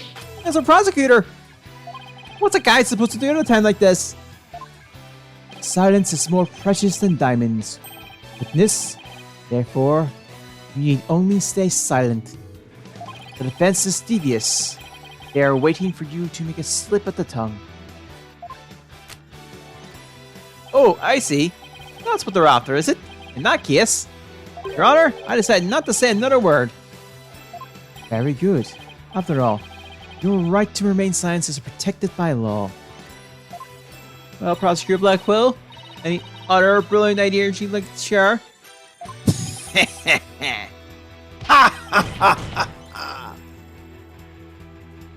Did you hear that, Sextono?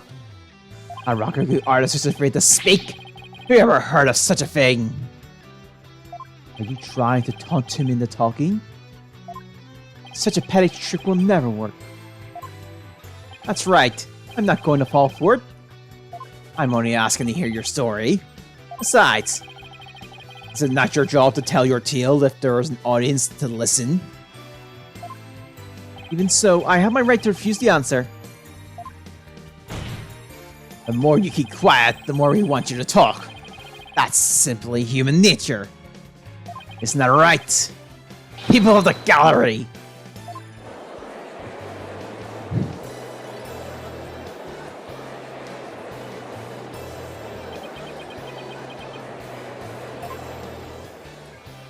I missed the chance.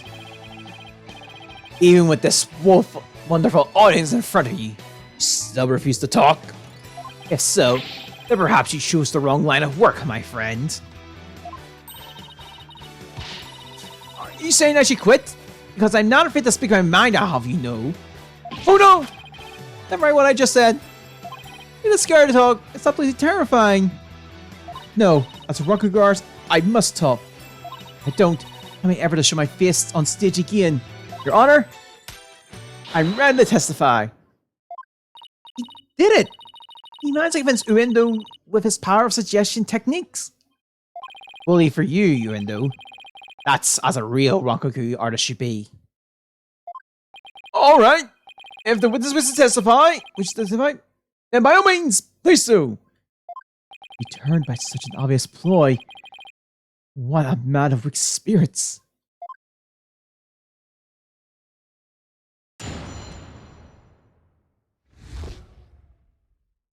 Alright. After my performance, I went to visit Shinso. I called him from the outside the room, but he didn't reply. When I entered the dressing room, I saw Shinso slumped over the table, motionless. And we're gonna leave it at that. As much as I want to keep going, I'm gonna stop for the time being. So we're gonna wrap up here. I know we're ending in the middle of this, and we're actually into a movie matrix. That's unfortunate, but either way. I'm gonna wrap things up here. Hope it's good this week. We'll be back on this tomorrow, because like I said, I'm trying to get through this before fighting your door, so we're trying to get through as much as we can. But yeah, we're gonna wrap it up here. Hope it's good this week. Like I said, we'll be back on this tomorrow. I'll see you next time. Bye.